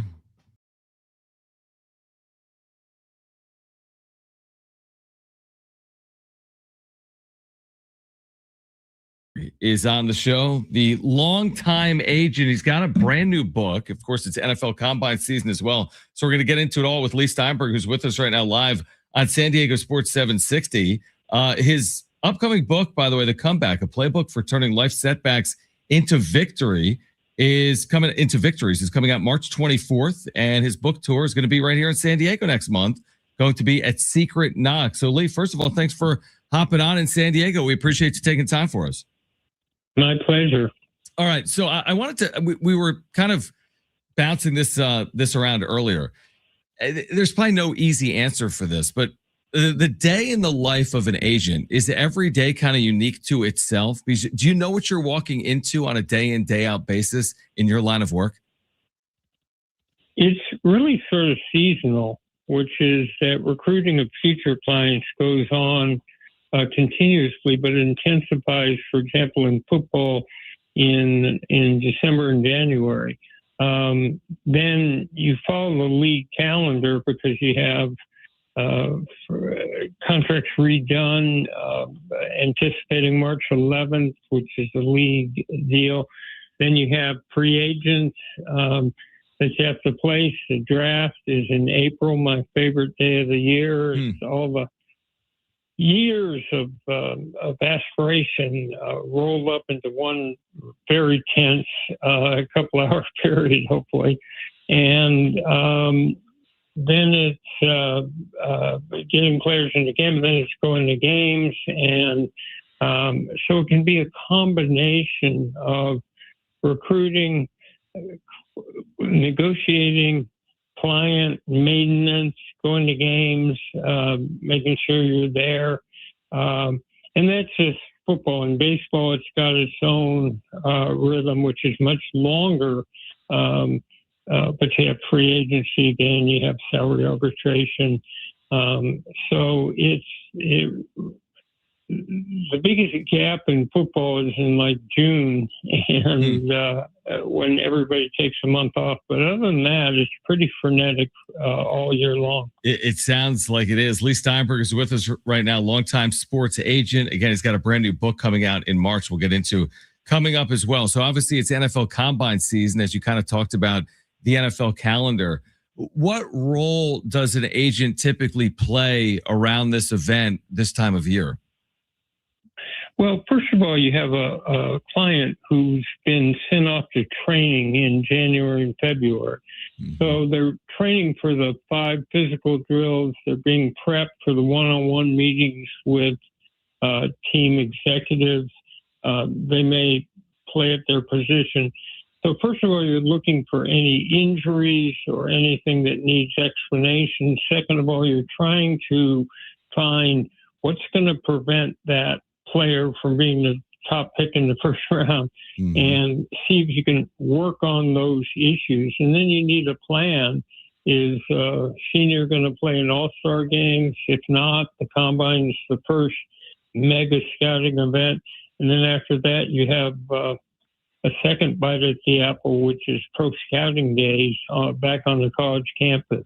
So you're at the combine interacting with teams. You want to know who's interested in your player, what their feedback is, and then we can adjust what we're doing in scouting and then just be there for moral support.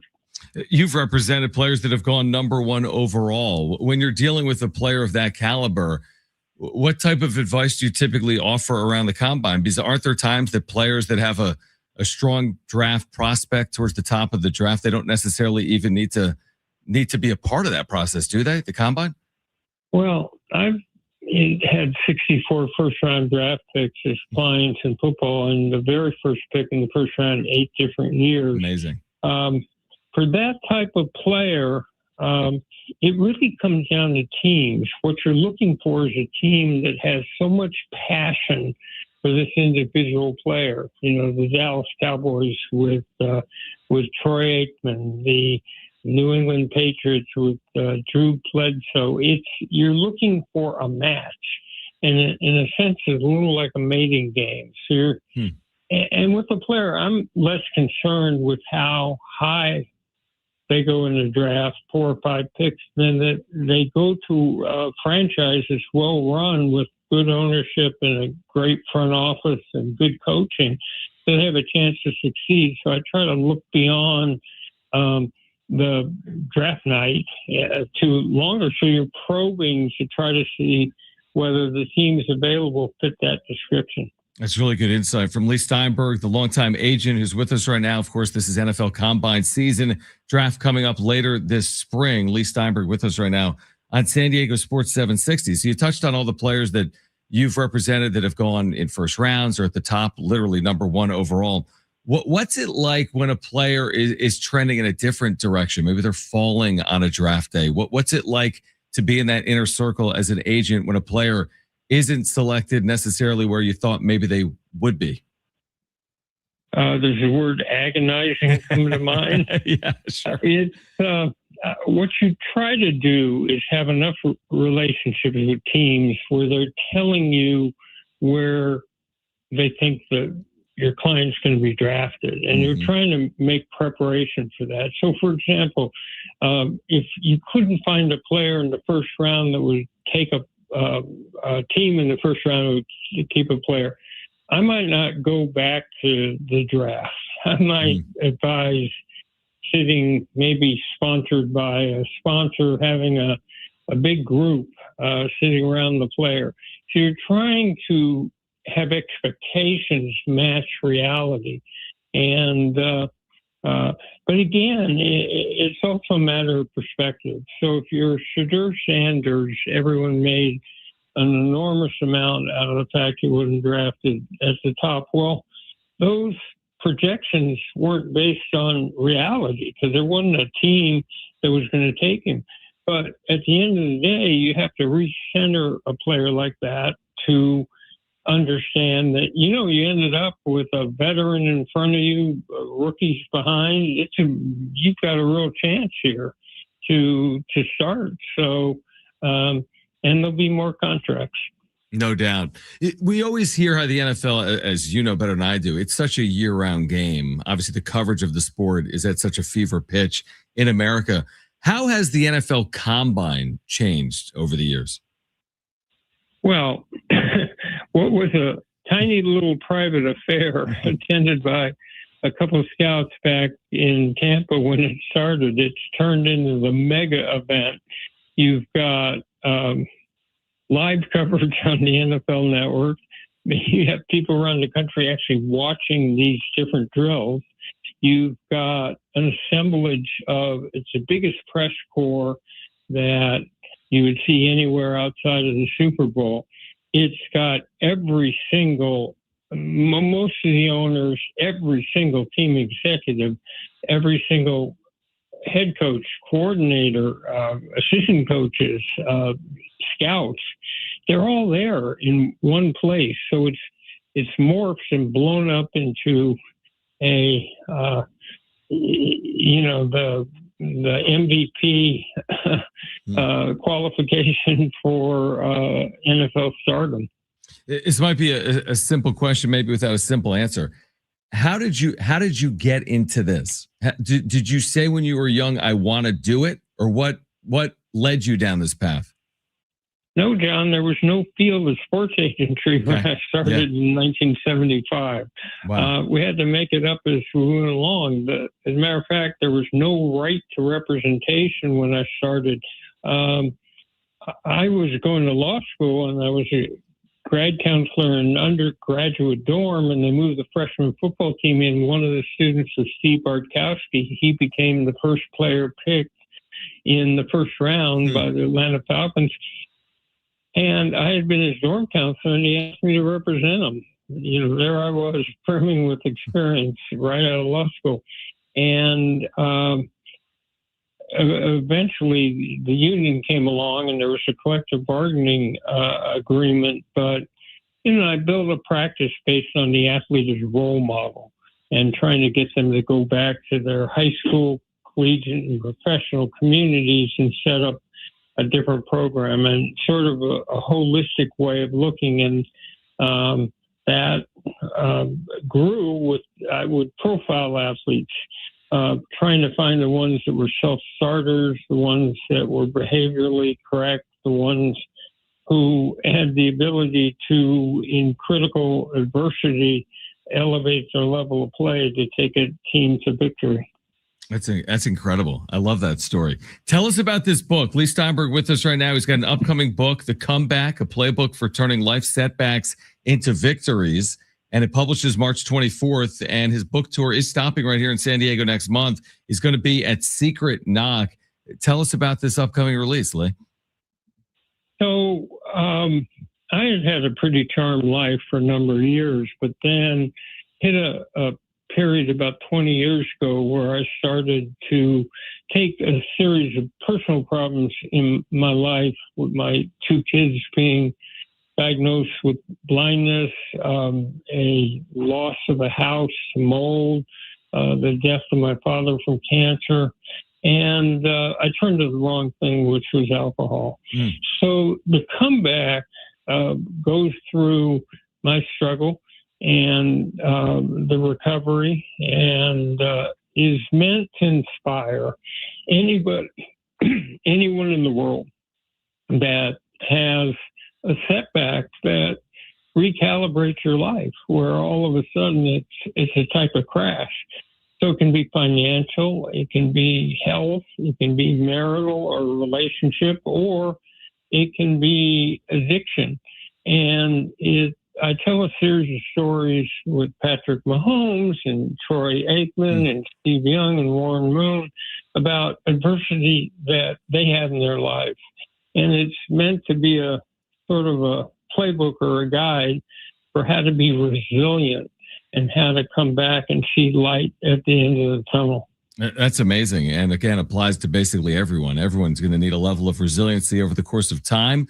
And again, Lee Steinberg's upcoming book, The Comeback, a playbook for turning life setbacks into victories, is available March 24th. And he will be in San Diego next month at Secret Knock.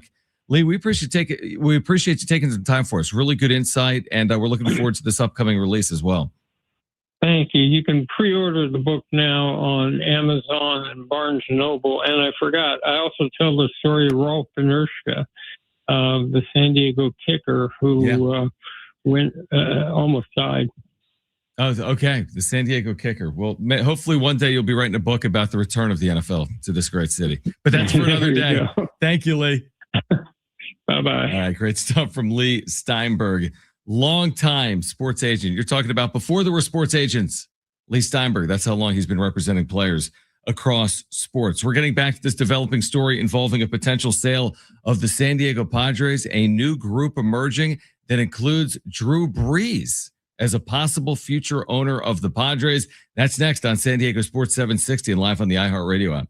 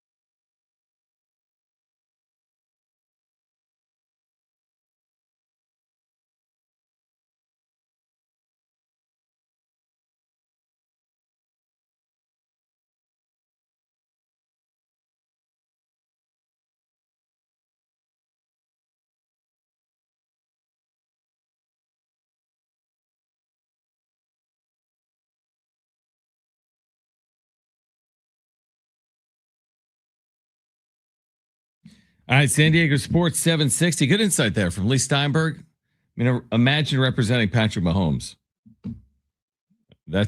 I can't really do that. But Lee Steinberg, the super agent, what Jerry Maguire, based on his life, which is pretty incredible in itself. Great to catch up with Lee Steinberg for a few minutes. Rocco Miller, bracketologist, will join us at 4:30 after San Diego State's big win last night over Utah State. We're eyeing this developing story that was first reported in The Athletic by Dennis Lin and Ken Rosenthal, that one of the groups that is bidding for the San Diego Padres, which are currently for sale, is headed by both the founder of Viore, which is the athletic leisure wear brand based out of Encinitas, Carlsbad in North County.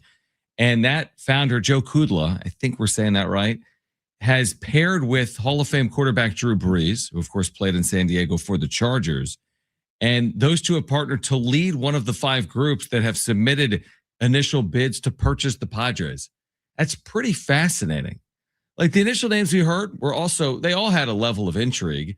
Joe Lacob, he owns the Warriors. They've won a number of championships under his watch. They built a brand new arena in downtown San Francisco, actually moving the team technically from Oakland. Then you had Dan Friedkin, who's an owner of a Premier League club. There's Jose Feliciano, who owns a separate Premier League club.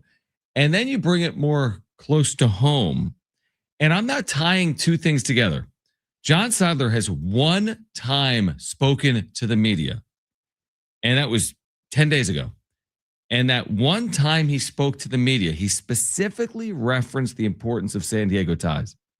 We don't have the exact clip right here, but I know he specifically referenced the importance of basically the franchise being an important, like a steward of San Diego, and that the ownership group moving forward would hopefully have San Diego ties. I'm paraphrasing. So Joe Lacob, all right, California ties. Dan Friedkin, San Diego native that owns a Premier League team in Europe. Jose Feliciano, I'm not sure if there's a tie or not.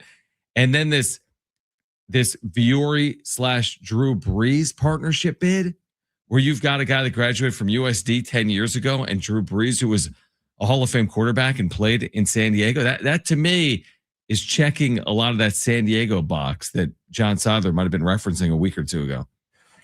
Would you rather have somebody that has a connection to like the community, so to speak, or just somebody that has deeper pockets? You know, would you take some, European dude that owns, some soccer clubs and stuff like that, but doesn't live in the United States, but is worth, exponentially, more than like say the Viore guy or something like that? Or does the fact that the Viore guy and Breeze kind of have local connections, would that make up for it? Or would you just rather have deeper pockets? Well, here's what I would say. It's not just about deeper pockets. It's about the commitment to spend. Because like my analogy would be, there's a lot of wealthy people. Because it's cheap, yeah. Which is like a good quality. Like maybe the reason you have money is because you haven't wasted it on material objects. It's not a bad quality at all. It's a good way to gain wealth. But like, there's a difference between someone with $10 million that drives a 2015 Ford F-150 and the person with like $10 million that drives like a Maserati. And I feel like whoever is going to be the next owner of the Padres, we need them spending like they need a Maserati. Like, because it's so competitive, this sport. And you are at the end of the day, nobody's going to care that the Dodgers have more resources than you. So you got to use your resources like you can't use them enough. And you got to spend like crazy. And I think to some extent they've done that, as we've talked about. They'll have a top 10 payroll. So it's like, Brent, it's so hard to know because you're not going to know until the new ownership group is in the fold. They can say whatever they want. Oh, Drew Brees. Doesn't mean they're going to spend, or maybe they will. Or Dan Friedkin. They can say whatever they want until it's actionable. Like Peter Seidler did it with his wallet. It was an incredible trait, obviously. And I don't know if we're ever going to have an owner like Peter Seidler again, but it's intriguing to have someone with San Diego ties. I still tend to believe that what I would prefer, forget all the hype and the hoopla and the name. Whatever group positions the Padres for the most success moving forward, basically in terms of spend, whichever group is committed to spend the most is probably the group I would be behind. If it's Drew Brees and the founder of Viore, amazing. If it's Jose Feliciano, who I have no clue anything about, and if he was at 7-Eleven with me, I wouldn't necessarily know I was next to him. And in fact, I wouldn't. But like whatever ownership group is actually committed to winning and spending is the group that I would prefer over anything else, over the San Diego ties, over the names. Maybe you check all the boxes and you get the Drew Brees and you get the Viore founder, and it's like a no pun intended home run. Or maybe it's a group, because remember, there's 5 bids, Brent. We've only heard now 4 of them. The Breeze bid, the 2 English Premier League bids, the Joe Lacob bid. The 5th bid isn't just some random bid. Like when you're bidding on a Major League Baseball team, there could be another heavy hitter now involved. So, listen, any of the groups works for me if they're going to be committed to running the organization properly. And none of the groups work for me if they're going to run the thing backwards, not forwards. Right? That's how I look at it. Yeah, it was kind of my point that I was getting at is, I don't care if they're from, Encinitas or Timbuktu, as long as, they're loose with their wallet and they spend money. Because for the most part, how many owners can you actually name in baseball? Like maybe 3 or 4 for the most part. Steinbrenners and unless you're you're like a big loudmouth like Steinbrenner, to where like you may draw attention to yourself.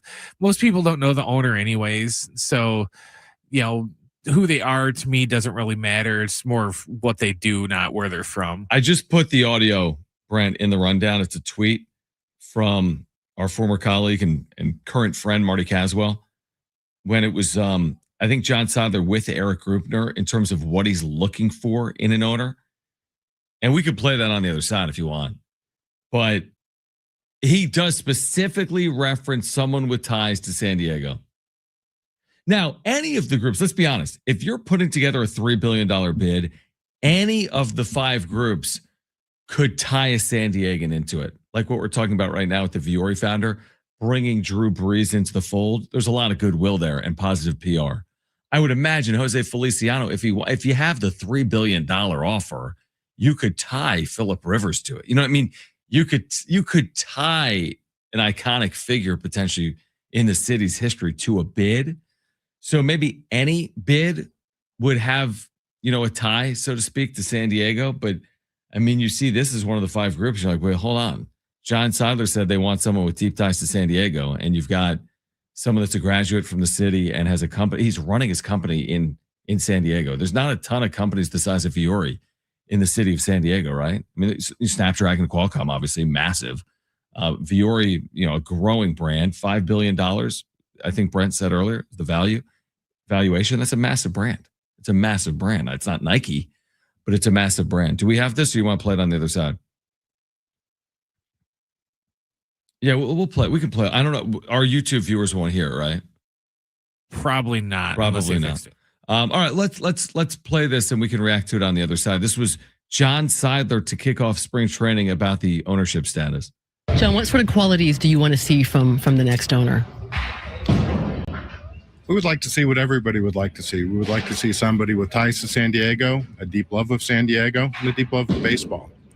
So they can continue doing the work that we do in the community and providing the product on the field that the fans enjoy. You had a close relationship that AJ had with your brother. What would Peter have thought of today's news and the extension that he will be here for even longer to look for? All right. I think Peter. That's just on Preller. Thank you, James, who, by the way, found that sound for us, loyal viewer James. And thank you, Marty, for providing us with that sound. But we would like to see somebody with deep ties to San Diego, a deep love of San Diego, a deep love of baseball. I mean, can you put 2 and 2 and make 4 out of that with the Viore Breeze bid?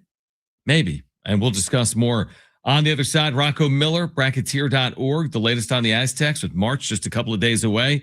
More on this developing story. 5 bids are in for the San Diego Padres. Who will ultimately land the franchise? We're talking about it next on San Diego Sports 760.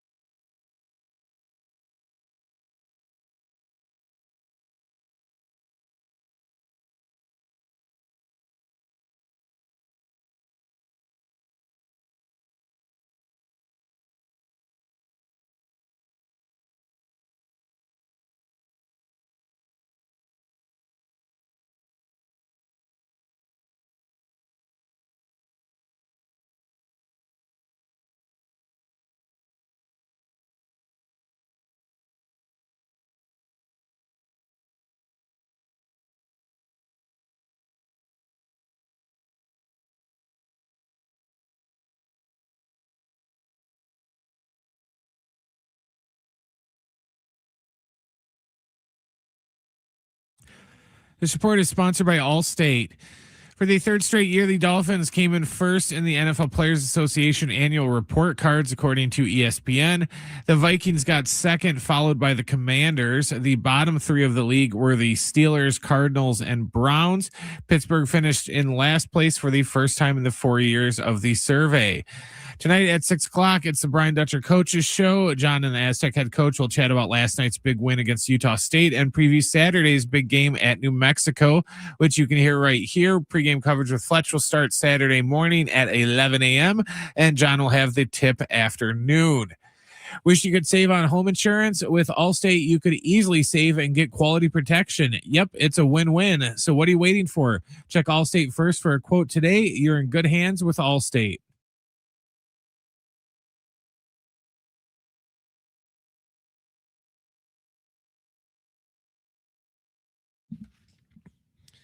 All right, San Diego Sports 760. John Schaefer, Brent Sperry, Rocco Miller, bracketeer.org. As the Aztecs win last night, what does that mean for their at-large tournament chances? San Diego State will be in Albuquerque on Saturday. 11 a.m. Pacific is the tip time. We'll be on the air at 10 a.m. I'll be on the call for that huge game between San Diego State and New Mexico. We are following this developing story that's... Is it 11? 11 a.m. Pacific. That's so fun. It's 11 a.m. Pacific, 12 Mountain. Correct me if I'm wrong. That's hilarious. I'm glad I said it because you probably would have been like an hour late. I think that means pregame at 10. Take a look at goaztecs.com. No, it says 11. Yeah, it's 11. Nationally televised game, 2 p.m. Eastern, 12 Mountain, 11 Pacific, which is actually an hour later. Remember the game we did, Brent? Was it Utah State at 10 a.m.? Yeah. That was a 10 a.m. tip. This is an 11 a.m. tip in San Diego, noon tip in Albuquerque, New Mexico. You can hear it right here on San Diego Sports 760 on Saturday. Just a huge, huge, huge game. All right, back to these bids that are in for the San Diego Padres. Kevin Acee reporting earlier this afternoon. There are 5 initial bids for the franchise. Dennis Lynn at The Athletic following up on that reporting and naming a previously, unannounced bidder, and that is the group led by the founder of Vuori, the athletic leisure brand based out of San Diego.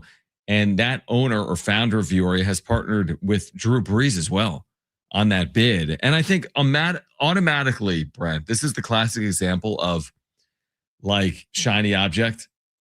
So like from a PR perspective, once that news gets out there and it's in San Diego and with sports fans and people are talking about this story and listening and watching content on this, it's going to be the front runner in a lot of people's minds because people are aware of Vuori. And more importantly, obviously, Vuori might be the backing financially, but everyone in San Diego that has spent time in the city is aware of Drew Brees and his impact, his time with the Chargers. He lives here. He's a Padres fan. We've seen him at games before.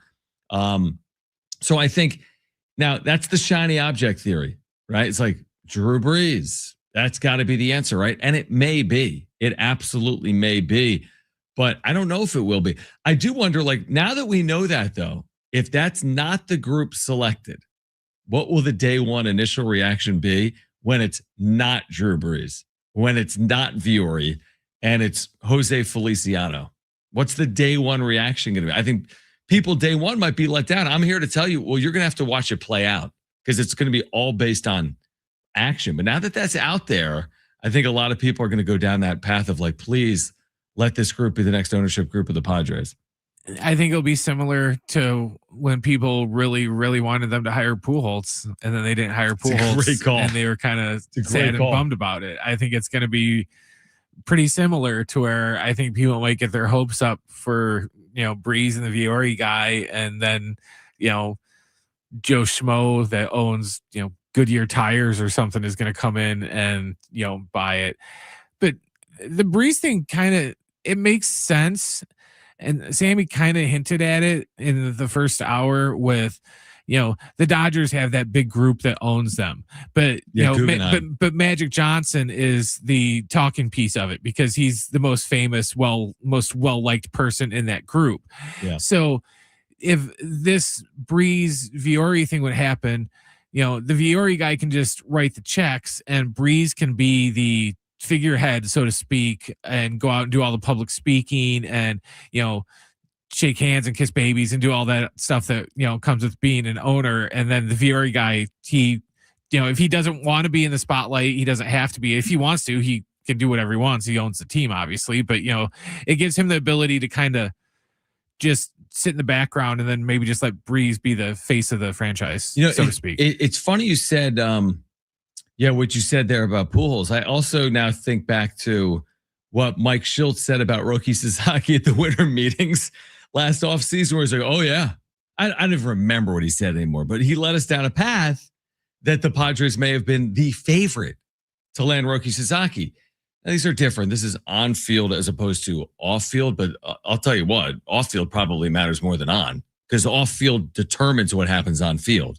So ownership groups matter more than we know it in San Diego, because you've watched, if you've been here for forever, you watch the Rockets and the Clippers leave. If you've been here more recently, you watch the Chargers leave. And not just that, it's not about relocations. It's about just the effectiveness of a team. When you have poor ownership, you're just floundering. Like it's not about whether they're going to be in San Diego or not. Padres, of course, are going to be in San Diego. That's not worthy of conversation. But we can't guarantee they're going to be good in San Diego. The only guarantee of good is investment. And even investment only goes so far. The Mets have invested. It's like NIL. A lot of teams have NIL in the SEC, and some of them are really good and some aren't. It's about the proper usage of your resources, and that's where your baseball operations team comes in, headed by AJ Preller. You need a good marketing team, headed right now by Eric Rubner. It's a combination of everything, but we know in San Diego better than most that good ownership really, truly does matter. And they need to get it right. When you have 5 bids, it's like choosing a free agent. When the Padres had a chance to, let's say, land Manny Machado or Bryce Harper, like you got to get it right. Now, to the credit of the Padres, both have been very successful Hall of Fame caliber players. And Machado has worked out.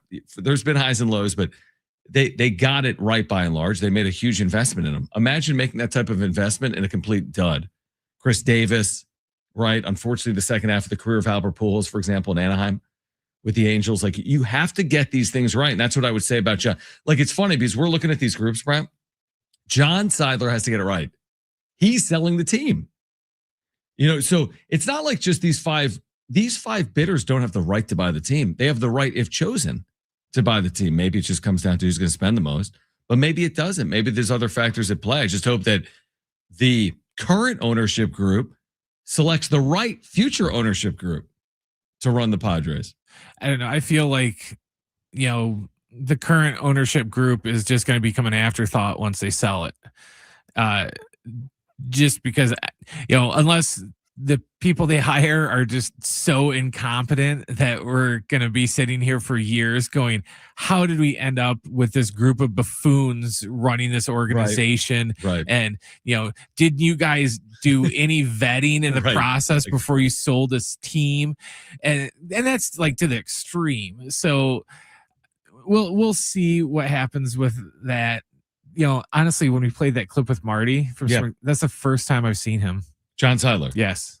Because you were watching on YouTube. You're like, who is this man? It's kind of like one of those things, like when you might listen to like the morning DJ your whole life, and then you actually meet her, like, oh, so that's what you look like. That was me with Steve Hartman the day I walked in this building in the summer of 2017. He was doing the loose cannons. I was back there with you, potentially. And I'm like, who's that? And you're like, yeah, that's, Steve Hartman, Mike Costa. I'm like, that's what Steve Hartman looks like. He's just an older version of me. And I had heard his voice on national radio for 30 years by 2017. I mean, Steve Hartman's been on the radio for 40 years at this point, right? Or close to since the late 80s or early 90s. So, yeah, it's funny you say that. So, listen, if John, we've said this so many times this offseason, John Seidler's making the right decision if this is what's best for the organization. Like, if you don't want to run a baseball team because it was your brother's vision, not yours, then sell the team. Because initially, the initial reaction when we learned that they were going to sell the team, we're like, are you serious? I thought it was going to be in the Seidler name for forever. Like, this is disappointing and you're going back on your word. But no, hold on. I mean, if you don't want it, I don't want to force you to want it. Like, I want someone that actually wants it. So that's what I'm hoping for on the other side. So this John Seidler era, short-lived, it actually could have a lot of value because they didn't allow the thing to just hang out there for forever. And maybe they move it on to the next group that's going to be committed to winning like his brother was just a couple of years ago. Yeah, I want an owner that's going to be all in and is just going to be totally invested, I guess, pun intended, in multiple ways. Yeah. But he's just going to be, invested and not so much, I don't want an owner that's going to come in here and just do everything half-assed because he doesn't really care. Right. And to him, this is just another business venture. This is no different than if I bought, a chain of Taco Bells or something like that. It's Right. no different to me. I'm just here to make money, and that's all I care about. So I just want an owner that is just going to come in and be, in 100%, and like I said, be very loose with the wallet and the checkbook. Yeah, I mean, I do think it probably starts there. Now, I go back to what I said. It's not just spending, but this is where you want to have AJ Preller under contract, in my opinion, and you do. So you pair an owner with resources with a good baseball operations department, and you can take off. And we saw that under Peter Seidler. They had very good teams. I mean, specifically 2022, an excellent team that could have won a World Series, didn't, lost the National League Championship Series. We saw an excellent team, obviously, in 2024. They lost the Dodgers in 5 games. But I think, again, give Preller the resources. He's proven that he's had a level of success, not the ultimate success, but a level of success. And hopefully, I don't see how you spend $3 billion, Brent, and then you're like, we're in it for the return. We'll spin it off in 9 years, and our 3 becomes 5.5, and we profited 2.5 billion. I think at $3 billion, you're probably in it to win. I can't think like that either, but I'm not extremely wealthy to where my brain has just, has right. the wealth mentality of. And how did you get wealthy? Yeah. You know how to grow. You know how to turn $1 into 2, and so on and so forth. So you don't. Right. It's an interesting point because it's like if you're wealthy, how did you acquire your wealth? And typically to become wealthy, you didn't spend your money. I don't even know if there's a word, stupidly. Like, so they're not just going to buy the team, but like, let's just spend all the money in the world. I mean, that probably wouldn't be the greatest investment. But if they're going to be committed to spending at a certain threshold, and they're buying a club for $2.5 or $3 billion, at that point, you'd like to think that they're committed to win, at a certain clip. And, maybe it comes, maybe the first world championship comes over the next ownership group. I know that's been said before. I mean, this team's been playing for a long time, but maybe the next group is the group to actually get it done. It's hard to say that right now because we don't even know one of the bidders and we don't even know who they may choose among these 5 groups. And we don't know when it will close, or if there'll be a hiccup or a hang up with this CBA that's coming. I wonder how long until the 5th suitor. I think we're on a dating show until the 5th suitor comes out. Because if the Final previous bids. 4 have already leaked, then it should just be a matter of time. And wouldn't you think if you're submitting a bid somewhere, somehow, there's some type of documentation that's just, I was going to say, presented to baseball that would be out there? And I don't know if it's public record, but somewhere it's hard to imagine that these bids are all under the cloak of secrecy when 4 of them are already announced. So how did they get that information? Well, it's like when people kind of know when stuff's going to happen because someone will file like a trademark patent or something like that. And it's just like, oh, well, why are you doing that? Exactly. All right. So much more on this developing story as the Padres again have 5 initial bids for a future ownership group. What happens next? Plus, Rocco Miller, bracketeer.org on the Aztecs, the Mountain West. What does San Diego State need to do down the stretch to get into the NCAA tournament? He'll join us coming up at 4:30. Speaking of the Aztecs, we have senior night tickets for next Friday night against UNLV. Final home game of the year for the men. We'll give away those tickets this hour. We have BMP Paribas tickets to give away. We'll do that next hour. And the Brian Dutcher show is tonight at 6 p.m. If you've got a question for Dutch, you can get it in right now. We'll get to it live on air, 70470. Start your message with the word team. This is San Diego Sports 760. We're live on the iHeartRadio app.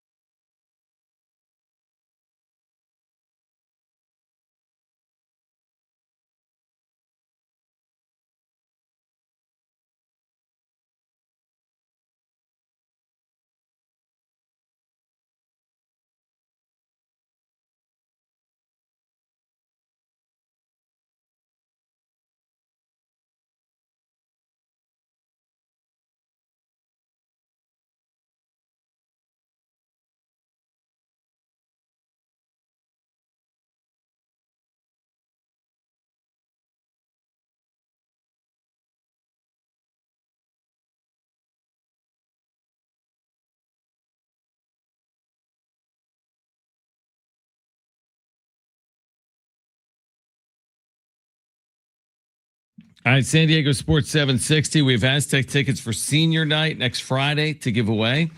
Do you want to congratulate our $5,000 winners in iHeartRadio's Thank a Teacher, powered by Donors Choose? There is still time for you to nominate a public school teacher making a difference, and maybe they'll be one of our next winners of $5,000 to make over their classroom. Help us say thank you to the educators shaping our future. Nominate your favorite teacher now at iHeartRadio.com/teachers. Brian Dutcher at 6 p.m. The Brian Dutcher Show. If you've got a question for Dutch, you can text us 70470. Start it with the word team. A number of texts, by the way, are rolling in on this ownership story where the Padres have 5 initial bids in for the franchise. One of them, reported today by Dennis Lynn at The Athletic, includes the owner or the founder of Viore, the clothing brand based in San Diego. He has partnered with Drew Brees on an initial bid for the franchise. 70470. Start it with the word team. Like 619 earlier, Brent says, I don't want anyone that's not a billionaire. Sorry, Drew Brees. We need guys that are willing to spend. Well, again, it's like Drew Brees. This is like, what's another example here in life outside of ownership groups where it's like if you're marketing for a company, it's like, Nike has athletes that they represent or they put on television ads. Look, Bill Gates owns Microsoft. Yeah. But he doesn't run Microsoft anymore. He just owns it. They have a CEO or a vice president or, a president that runs it. He's just, he's just a figurehead of it now.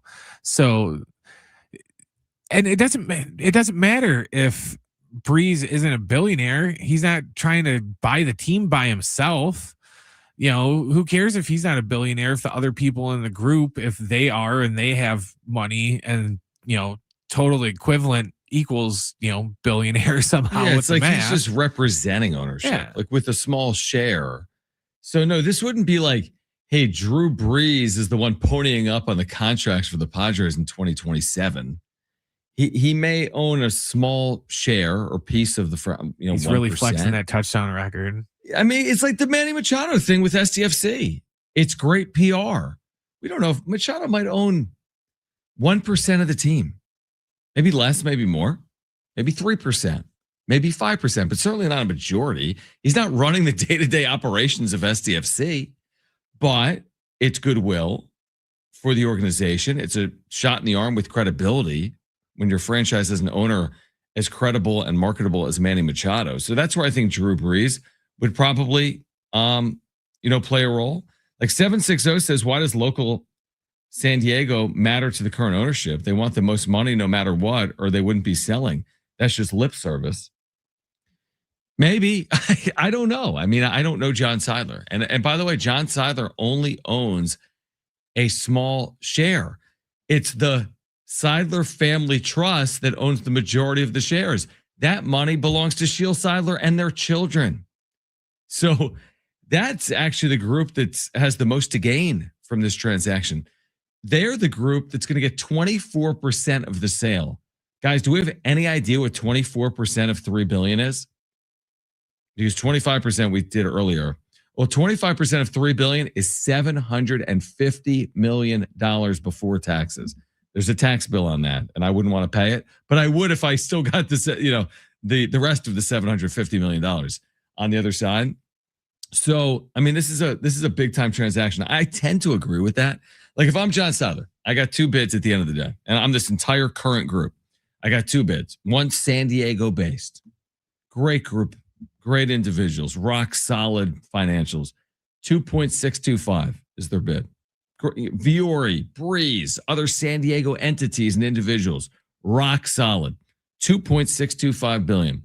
Then I got some rando in Europe I've never met, other than on Zoom, $3.125 billion. How could you say no to that? When you sell your home, do you really care if that person's going to take care of it after you move? That's the danger in something like this. In the real world, if I'm moving from Wisconsin to San Diego and I own a home in Madison, and I could sell my home for $250,000 or $300K, and I kind of like the family that's offering $250,000, and I'm kind of like, who are these people offering $300,000? I don't care though. I'm moving to San Diego. The extra $50K can help me with a down payment on my home that's going to be more expensive in Southern California. is how I think most people look at a housing market transaction. My guess is that's how a lot of people that own professional sports franchises would look at a transaction as well. Now, again, is that going to be the difference, though, Brent? Like, if one offer, what if you get to the final two bidders and everything's equal financially? Because they say, listen, best and final, and they say, if you want to be considered, it's 3.1. We have two $3.1 billion bids. Now we'll choose. And if let's say one is 3 and the other's 3.05, what is that? 50 more million. Of course, life-changing money for anyone.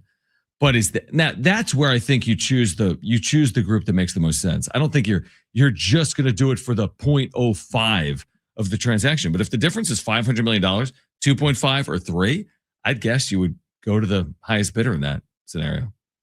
Yeah, I get to a certain point what the texter's saying about how it's lip service, because can you imagine if they came out during that press conference and said, oh yeah, we don't care about that. Whoever's got the most zeros on the end of that check, baby. You know what I mean? Everyone would be like, oh my God, they don't care about the team. They only care about money, and people would be going nuts. Yeah, it's true, but you can't. Right. If John, in a way, it was a no-win situation. Yeah, in his only media scrum, hey, what are you looking for out of the next ownership group? Ka-ching. Money. The highest bidder will be awarded the franchise. There is no other factor that we are considering. I mean, you can't say that. We're not concerned about whether they want to have an impact to the community, if they want to win on field, you know, all these things. You could never say that. You could never say that. So this will be interesting to see where it goes next. How long from initial bids to final bids? Anyone's guess, but Kevin Acee earlier today with Ben Fletcher and Sammy Long thought it was a relatively quicker process. I think Kevin even went down the path that this could be completed by opening day. That's insane. That's 4 weeks from today. I mean, that's unbelievable if that's the case. If you had a new ownership group at least named 4 weeks from today, or even 8 weeks from today, even by April 26th, that's no time at all. So it's kind of an intriguing time, I would say, to be a Padres fan, because we've been in this, like, what's it called? Purgatory like period of time where they announced they're exploring a sale, and now it's like they've done nothing this offseason. They signed like Sung Moon Song. Yeah, Michael King, I give him credit for it, but it's like we're just kind of waiting. We're waiting for the future of the organization to play out in front of our eyes. We're all waiting for what's next, and hopefully we're going to get it sooner rather than later. All right, Rocco Miller, bracketeer.org, the latest on the Aztecs tournament chances and the rest of the Mountain West. Plus, we're giving away Aztec tickets for next Friday night against UNLV. Stay with us on San Diego Sports 760. We're live on the iHeartRadio app.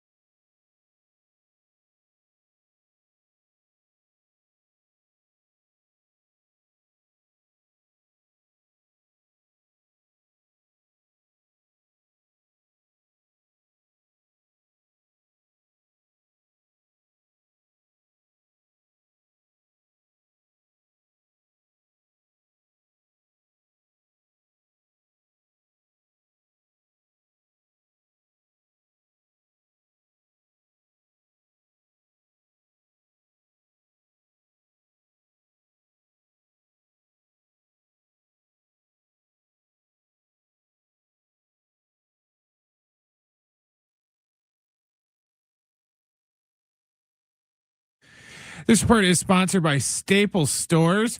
In NFL news, for the third straight year, the Dolphins ranked first in the NFL annual report cards, according to ESPN. The Vikings got second, followed by the Commanders. The bottom three of the league were the Steelers, Cardinals, and Browns. Tonight at 6:00, it's the Brian Dutcher Coaches Show. John and the Aztec head coach will chat about last night's big win against Utah State and preview Saturday morning's huge game at New Mexico, with our pregame coverage starting at 10 a.m. and the tip a little after 11. Staples has hot deals and super low prices on everything for your business. And right now, brand your business at Staples with up to 30% off custom labels. Exclusions apply. Shop Staples in-store, online, or in the app. Ends April 18th. Visit staples.com/print for details.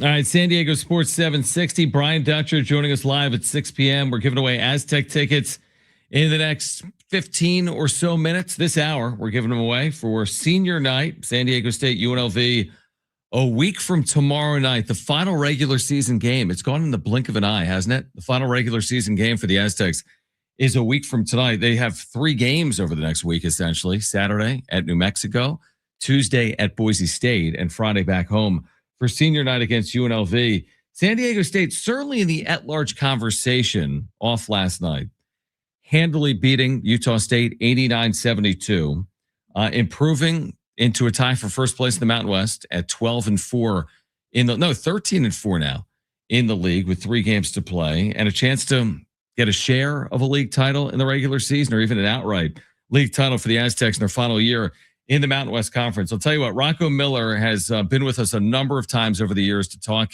about March Madness and bracketology. You can find his work at bracketeer.org. He was with us a couple of weeks ago when we were talking about San Diego State's resume at that point. So, Rocco, you can only imagine what it's been like in San Diego over the last couple of weeks. Aztecs were playing very well. They've been dealing with injuries, though, and they had the setbacks. A home loss, as you know, to GCU, followed by a road loss at Colorado State.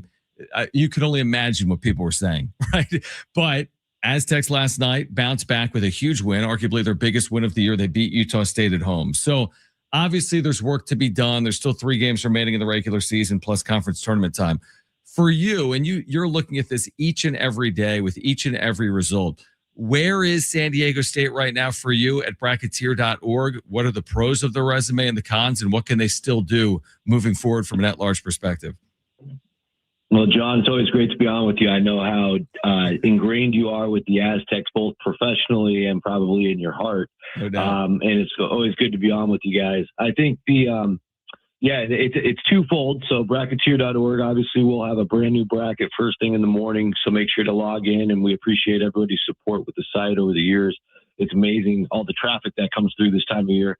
But right now, San Diego State, I did the deep dive on the Mountain West tiebreakers. They would be the number 1 seed right now in the Mountain West tournament because they swept Nevada. That would be the eventual tiebreaker with Utah State. We probably don't need to worry about that for the big picture, but for the sake of the exercise, that should be fun for tomorrow because the Aztecs will be in the bracket as the automatic qualifier. Okay. Having said that, there still is a pecking order for the at-large pool, and San Diego State's probably somewhere around 4th or 5th out of the bracket from an at-large point of view, based on the fact that they did take those 2 losses you talked about, with the home Grand Canyon loss being really painful.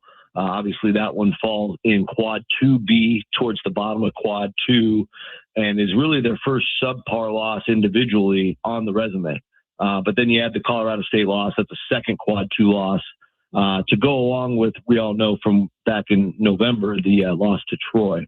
So now one of the things really hurting, we'll start with the cons and then we'll butter it up to make this a little prettier at the end.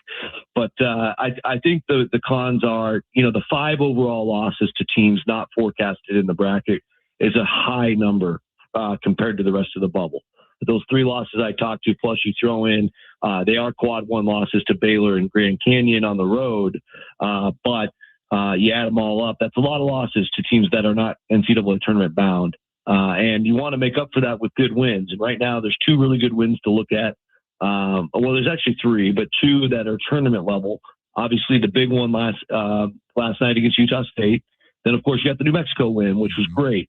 And New Mexico is so close to the cut line themselves that you would be impressed by that if you're the committee based on the information they give us each year about beating teams projected to be in the field. And I think a road win at Nevada should get a lot of respect, considering the fact that both New Mexico went there and lost, and Utah State went there and lost. Right. Clearly a tough building this year. That's impressive to get the sweep. So you just want the good to outweigh the bad. Right now, the bad just a tad bit more heavy. And then you chalk it all up. They use these tools now. The big one that the tournament committee is emphasizing, and the NCAA, is the wins above bubble. We took some time to talk about that last time I was on, and it's basically graded on a curve. So San Diego State, by the decimal point, is pretty close to catching a bunch of these teams on the bubble, but they still rank 53rd. You would like to see them get into the 40s, maybe even somehow crack the top 40 if possible by the finish line. And so at 53rd, last year, nobody above 49th was picked as an at-large team. That was Xavier. So work to do there, but we know what the remaining schedule is, John. That road game at New Mexico is large for so many reasons. To be able to win the conference out in the regular season, which should be the primary focus right now, and then also improve that resume to a point where, okay, we'd be looking real pretty on Monday. And then you can't really celebrate too much because that turnaround to Boise State on Tuesday is massive. So 2 quad 1 road wins would go a long, long ways for an at-large bid. Maybe they need both. They certainly need at least one. And then you can't stub your toe against UNLV at home to finish up. Yeah, that's a good way to look at it. Rocco Miller, bracketeer.org, with us right now on San Diego Sports 760.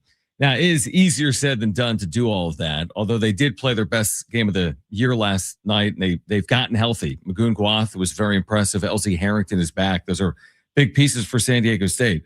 If they were to do that, let's just talk about the regular season. If they were to win those 3 games, again, that's easier said than done. The math on that is not, ideal probably, but if they were to win those 3 games, New Mexico, Boise, and UNLV, what work would they have to do, if any, in the Mountain West tournament? Again, a moving target, obviously, based on the results of other teams around the country, but how confident would you be at that point if that did play out? Yeah, things certainly look a lot rosier at that stage. Those are 2 quality wins. Boise State, of course, they're probably not going to the tournament regardless of how they finish, unless they win the Mountain West tournament, but it's a quad 1 win, and it matters for the top of the resume, and obviously the New Mexico one means a ton based on them being a candidate to be selected. So you look at the quad 1 record right now, it's 2-5. That would immediately shoot up to 4-5. You would add a quad 3 win most likely with that last UNLV game before you get out to Vegas. And the overall record for the squad in games that really matter, that basically removes the quad 4 results, is 15-8. They would go to, in the top 2 quads, they go to 9-7. In the top, 1.5, which is really important for the bubble, they get from 4-6 to 6-6. And so I think everything just kind of gets a little bit prettier. It gets a little more balanced. The good outweighs the bad. I think it's a really high likelihood San Diego State would get selected. I think then you would still have to worry about things like bid steals from other conferences. This year we'll see how it plays out. Seems like it's a low year, but I don't want to say that and then have a bunch of chaos. We have the Miami, Ohio situation in the MAC. That could be a 2-bid league now. You have the Atlantic 10, of course, with St. Louis definitely going to be a tournament team. You might get a surprise in the Big East, which only has 3 bids right now. So there's a lot of different tournaments to pay attention to. But yeah, in your scenario, I think there would be probably an 80% or higher chance the Aztecs are dancing. So I would love to see that play out for them. It's interesting. I forget now what year the Mountain West had 6 teams in. Was that 2 years ago or 3? 2 years ago. New Mexico won the league. The select committee actually said they wouldn't have been in if not for winning the league 4 games in 4 days. Right, but the Mountain West, regardless, has had 4, 6, and 4, which means at large, 3, 5, and 3, which is an incredible amount. There's a pretty realistic path, though, based on everything we're saying, that it could be one team. Now, that would probably require Utah State winning the Mountain West tournament. They seem to have a secure resume at this point, even with back-to-back losses. If things didn't play out perfectly for New Mexico and San Diego State, I guess is my question. Let's say New Mexico beats San Diego State Saturday, and New Mexico goes to Logan and loses to Utah State to end the regular season, and those 2 teams don't win the Mountain West tournament, and Utah State does. How do you see how realistic would it be the Mountain West sends just one team to the NCAA tournament if Utah State wins the conference tournament? Yeah, that's certainly a plausible scenario. I mean, as we do these exercises, multiple times a week, it's playing out that way. I mean, even in the bracket tomorrow, if San Diego State wasn't the projected 1 seed right now, we would be looking at a bracket with just one Mountain West team. Right. I think you and I are around that tournament every year. You're there every day, and like typically we get a surprise champion or somebody gets hot. Yeah. Last year was Colorado State. We hit the inside straight with New Mexico, like you said, 2 years ago. So it's hard to envision that because I feel like once Utah State knows they're in, I'm not saying they're going to take their foot off the gas, but I mean, that is their priority.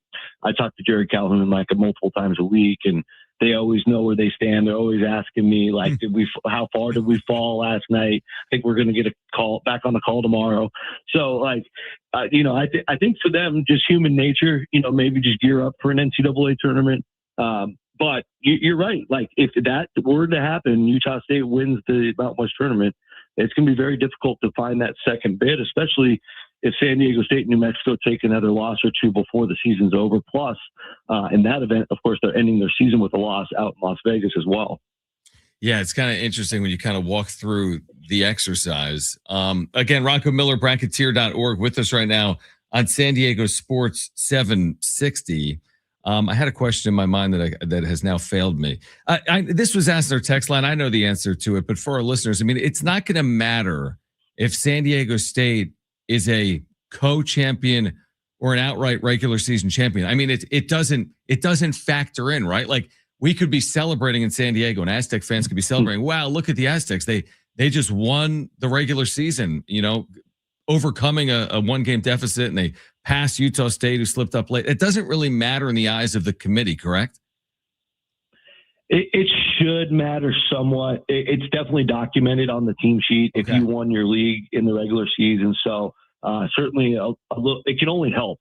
It obviously won't hurt. And if you just don't know like how close it's going to be at the end, the way you try to separate all these bubble teams sometimes can leave you more confused than how you entered the analysis because you start liking. It's like I compare it to a beauty pageant. You have a bunch of contestants. There's things you like about them. There's things that the other people don't like about them, and then you land in the middle somewhere. And if it's a comparison between like California, San Diego State, USC, TCU, and the Buckeyes, clearly the Aztecs are going to be only a team in that bunch of teams that's won any kind of championship or even came close. So it certainly won't hurt, and I think it could help a little bit, but otherwise it won't matter. Let me ask you this before you go, Rocco, just about Utah State, because like you said, I mean, I think a lot of bracketologists, probably including yourself, feels as if the Aggies are pretty safe. They've had a remarkable year. Yes, they've lost back-to-back games, but quad one road games. What if they were to continue to slip up late? They didn't play great basketball down the stretch last year. Their schedule isn't exactly easy remaining either. Like, if they were to lose 2 of their last 3, something like that, at what point is their at-large candidacy at risk, if at all, based on what they do down the stretch?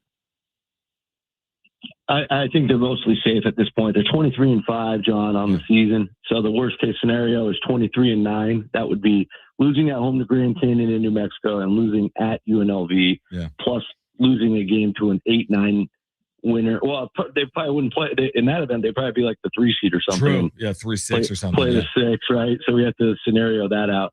But I think in general, they've done enough to get through. Now, it would be very awkward to end the season with 6 straight losses, which would be that case. That would be awkward.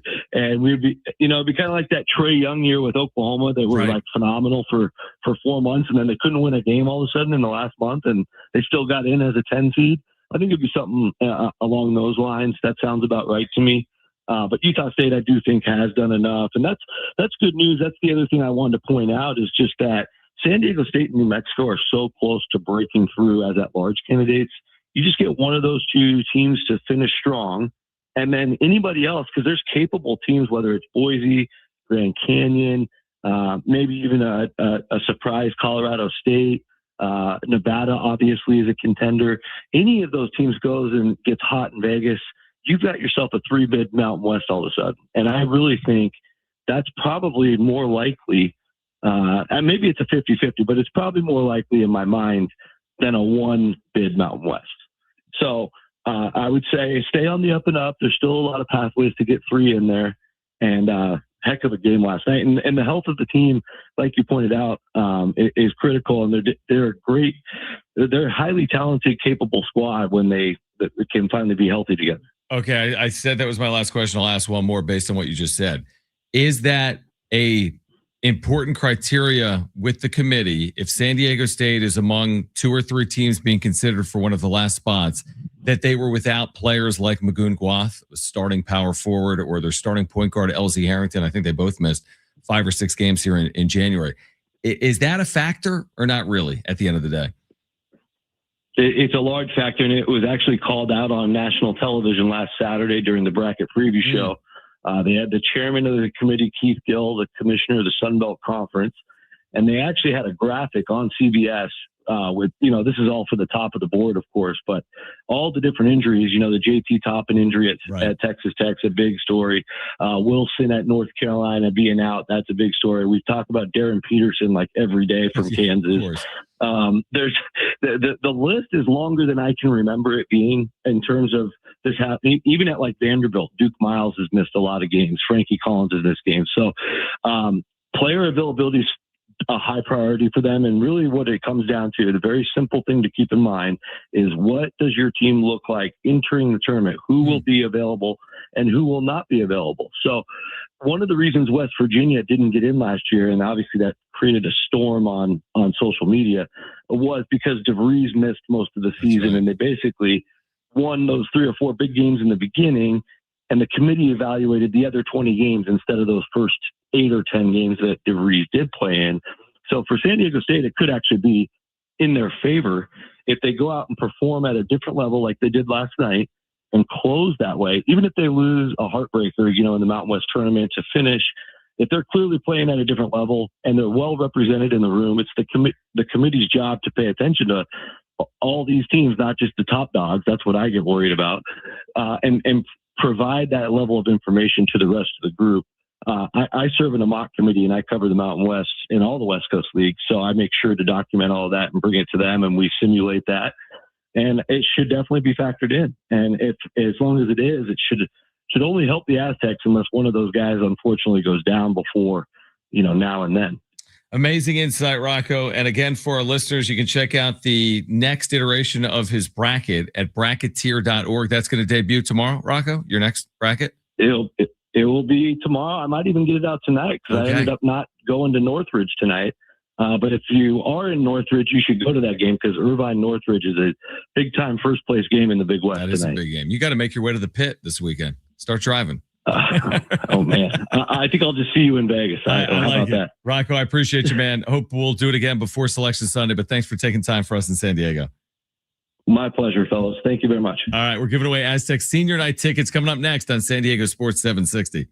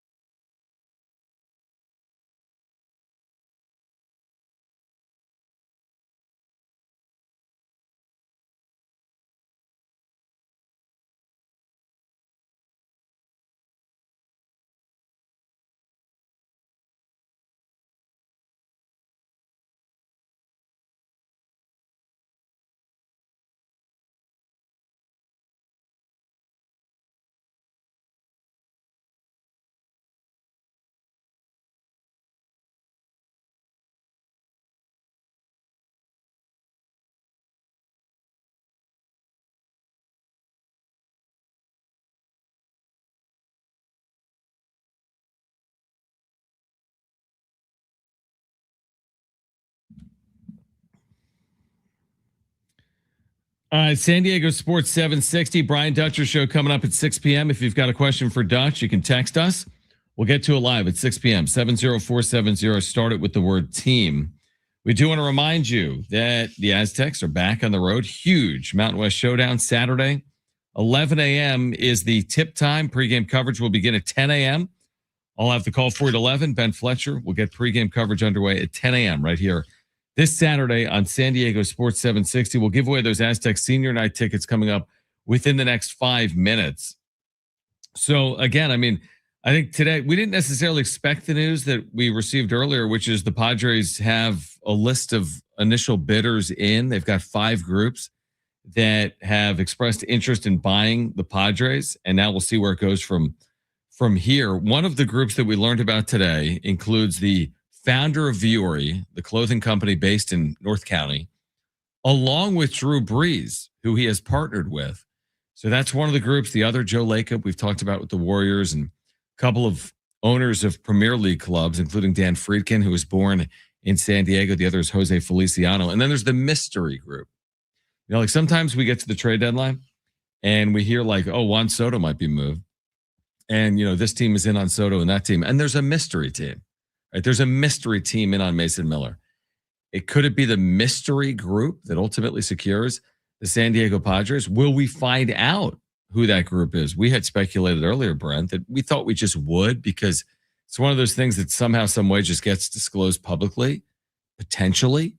But there's one group we're unaware of as we sit here with these 5 initial bids, you know, in the hands of the Padres.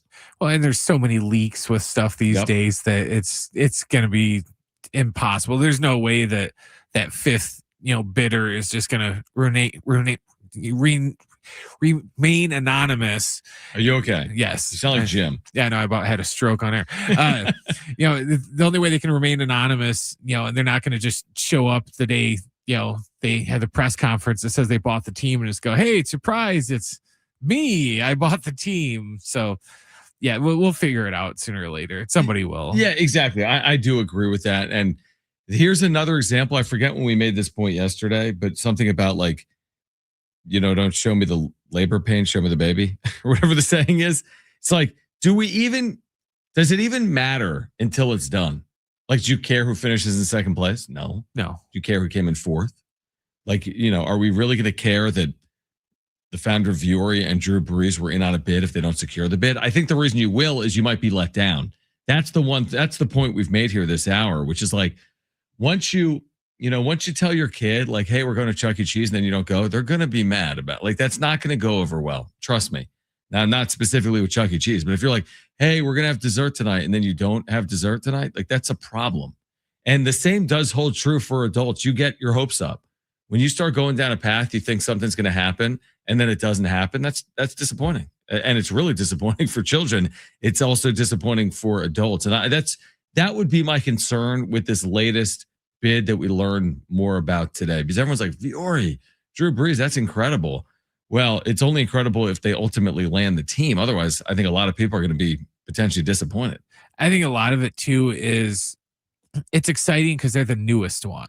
Right. You know, like a week ago when those, you know, for me, those rando soccer owners, you know, popped up and their names are brought up in the discussion, it's just like, oh, okay, that was exciting for that week because that was the first names that got brought up, and now we have new names. And you know, when the mystery group, you know, makes itself known or somebody outs them, we'll probably get super excited over them because, you know, it's just going to be another, you know, billionaire or group of billionaires. So it's not like all of a sudden the 5th group is going to be, you know, some dude that makes $50K a year or something like that, or it's just like he's going to be a non-factor in the whole deal. Right. That would right. What would be surprising is they just go with like a bunch of like just ordinary people. Like, hey, we got a. They hired Jim. Yeah, exactly. Like, no, I mean, again, it'll work itself out. It's one of those things where, you know, sometimes in life, I'm like this with a lot of things. I just kind of trust it. I don't know if it's a good trade or not. It's like, I'm never the guy that's like, oh, like I want to take a deeper dive into the government oversight committee because I think there's been wasteful spending. I'm just like, I pay taxes. They pave roads. They protect our freedoms. You know, and other people are different, but I'm like, it'll work itself out, right?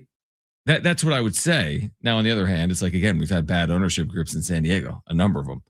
Donald Sterling, Dean Spanos. I mean, there have been some awful, terrible groups and owners previously. And I'm just going to trust in the fact, and I might be naive to do that, but I'm going to trust in the fact that doesn't play out right now with the San Diego Padres.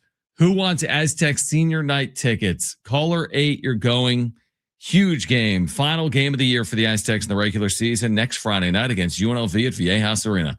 Caller 8, you have 2 free tickets. Call right now. 877-767-4760. Caller 8, you've got 2 free tickets to senior night to see the Aztecs men's basketball team at Viejas next Friday night. 877-767-4760. More on this conversation on the other side. Plus, if you missed Reese Dixon-Waters' post-game last night, you'll hear that coming up in the 5 o'clock hour as well. This is San Diego Sports 760. We're live on the iHeartRadio app.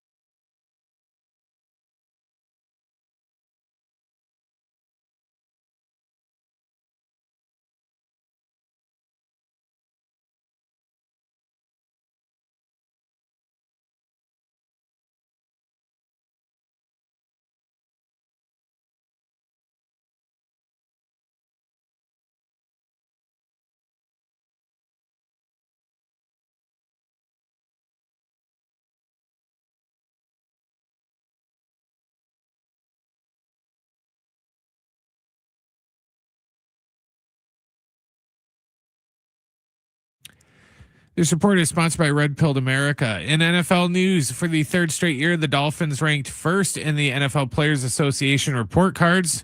According to ESPN, the Vikings finished second, followed by the Commanders. The bottom three of the league were the Steelers, Cardinals, and the Browns. Pittsburgh finished in last place for the first time in the 4-year history of the survey. Tonight at 6 o'clock, it's Brian Dutcher Coach's show. John and the Aztec head coach will chat about last night's win against Utah State and preview this Saturday morning's big game at New Mexico, which you can hear right here with our pregame coverage starting Saturday morning at 10 a.m. And John will have the tip a little after 11. Why are there so many big tech monopolies? This week on Red Pilled America, we tell the untold origin story of YouTube and how its founders hijacked the idea for a video sharing site to build a Silicon Valley behemoth. Listen to Red Pilled America on the iHeartRadio app.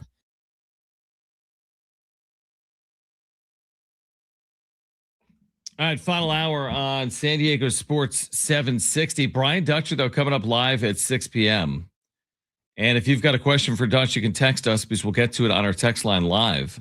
70470. Start your message with the word team.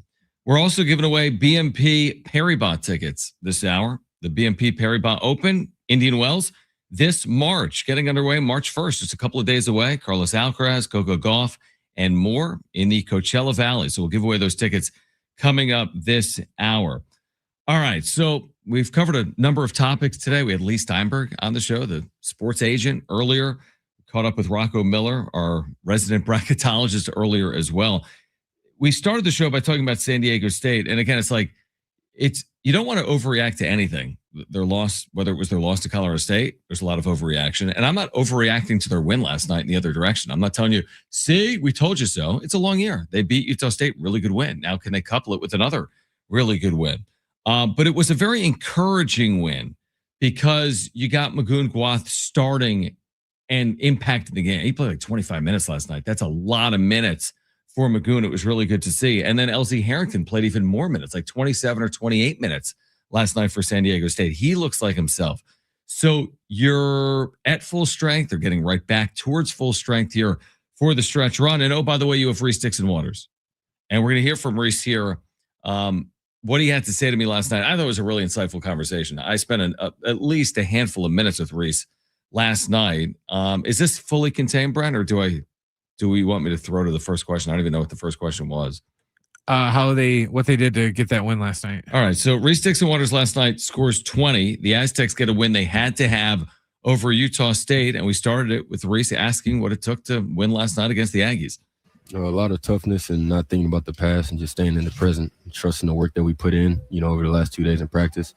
I think we've had two of the best practices we've had all year, shaking off of two losses in a row. So I think they definitely helped with today, and, we're very happy with the outcome. It's interesting. I think people talk about a lot of things. You're scoring in this game, obviously. Magoon Gwath.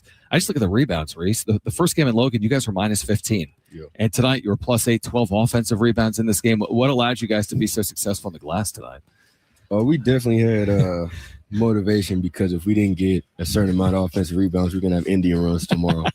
So that definitely helped with it. But in all seriousness, I just think, we didn't want to have a repeat of last time. A repeat of the last two games we had where I feel like we were sloppy on the offense or the offensive boards and defensive boards, and especially on defense. So we just really detailed that over the last 2 days, and I think we did a really good job. You have heard this criticism that the starts of second halves haven't been up to standard, even in this building, like against GCU recently. You guys played so well out of the gates in the second half. How were you able to do that? Making sure our energy was right in layup lines, going in with the right mindset.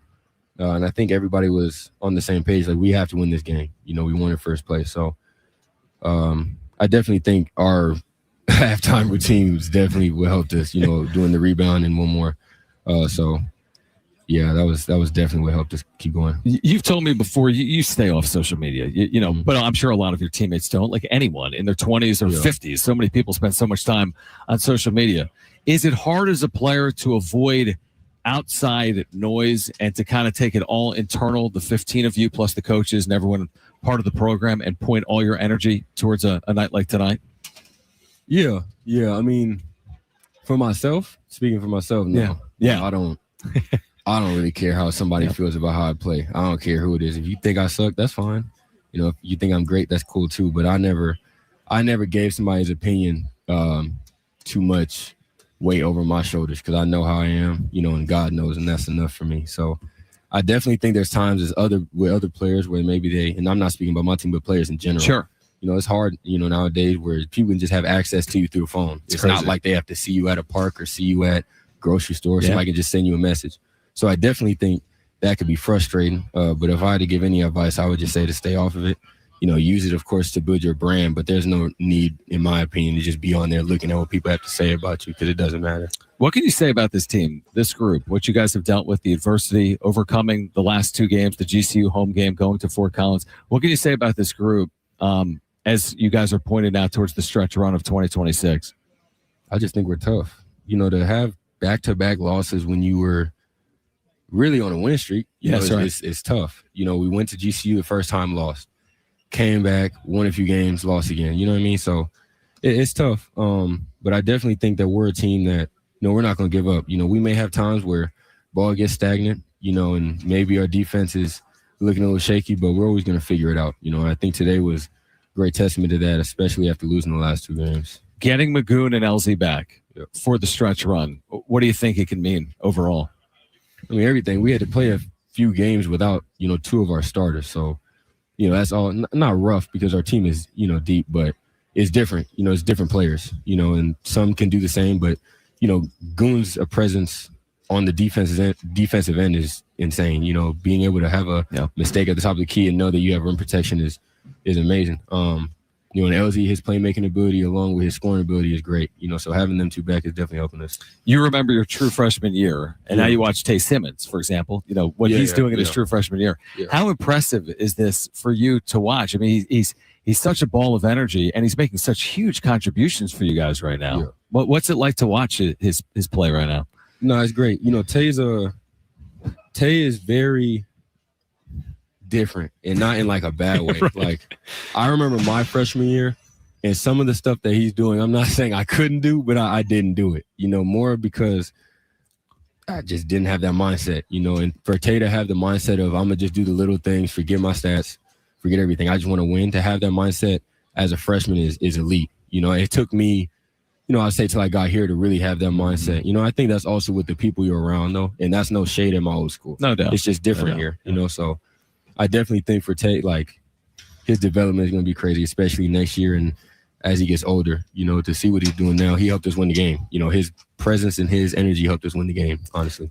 Your scoring, specifically in the first half, can you just take us through what allowed you to score at the clip you were scoring at? Because you got some really good looks, and you took advantage of those opportunities, as you have all year here in 2026.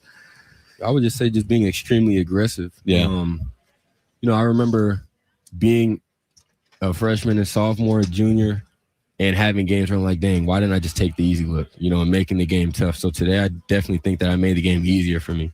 You know, I started off with a few tough shots, and I started getting open shots, and I would just knock them down, you know, and that's just my confidence in the work that I put in and not overthinking it. So I definitely think that helped me get me going. But, you know, as I get going, it's easier to get everybody else going, you know, because there's more eyes on me and everybody else gets to get there. So I'm just happy overall about the win and how everybody played. I think he told me Fort Collins. I think he said in Fort Collins, 1 game at a time, coming off that loss to Colorado State. Now off of this, how do you make it? Obviously, it's all about New Mexico. We know that's obviously a huge game coming up on Saturday. What does it take to bottle this up and try to take it with you to the road this weekend? I mean, I don't think we have to have a lot of motivation to go in there and play, because the last 2 times we went in there, we lost. You know, and my junior year, we got beat pretty badly, you know, so still stings, still something I think about. You know, and I'm going to go in there with the same mindset, you know, be aggressive. And then on defense, just keep it at 100, you know, never get under that, no matter how I'm playing on the offensive end, no matter how I'm feeling. Like today, for example, to be completely honest with you, I was tired. You know, my mind, I was dead. I felt like I didn't have any energy to give. You know, I went through my pregame, you know, ritual, doing my workouts and reading my Bible and everything, and I just felt like I didn't have it. You know, and right before the game, I was like, I can't go out here and not give it my all, and everybody else gives it their all, and we lose, and I'm sitting there wishing I gave them all. You know, so a lot of it is mental over physical, in my opinion. It's amazing. It's interesting you say that. And I appreciate you taking time. How often is it where, like, it's not always a direct indicator to your point? I'm sure there's days where you feel really good going into a game. That doesn't guarantee a win or individual success. And there's other days where maybe you're under the weather or your body doesn't feel 100%. How much is how you're feeling over the course of the day tied to your individual or team performance? Yeah, well, I'm older now, so I'm more mature mentally and physically. I'm not going to allow how I'm feeling mentally when I wake up in the morning change how I'm going to play. Obviously, if my body's hurting, whatever I have, I'm going to give 100% of whatever that is, so I'm not somebody that's going to be like, I'm tired and then tell everybody and then make it look like that on the court. I'm going to give them all.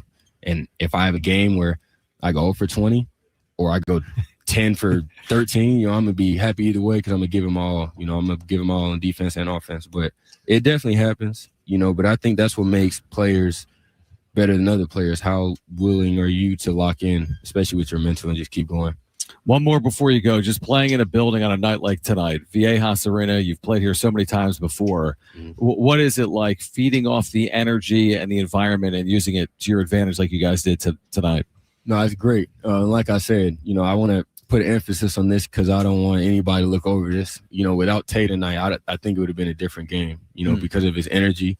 Tay and Farrell, the way that they were able to bring energy, Duncan, same with Miles Heidi. I want to give them credit for that because their energy spilled on everybody else and they were able to, give everybody else, the energy we needed to win. And, Tay's really good with hyping up the crowd, so that definitely helped us win. He really is. They help us win all the time. The crowd always helps us win. Reese, congratulations, man. Big win tonight at Viejas. We'll see you Saturday at the Pit against the New Mexico Lobos. 20 more points and, most importantly, a win. All right, again, Reese Dixon Waters post-game Brian Dutcher show coming up at 6 p.m. If you've got a question for Dutch, you can text us. 70470. Start it with the word team. We're giving away BNP Paribas tickets on the other side. The latest on a possible sale of the Padres, which is now coming into focus. That is still ahead as well. We're on San Diego Sports 760 and live on the iHeartRadio app.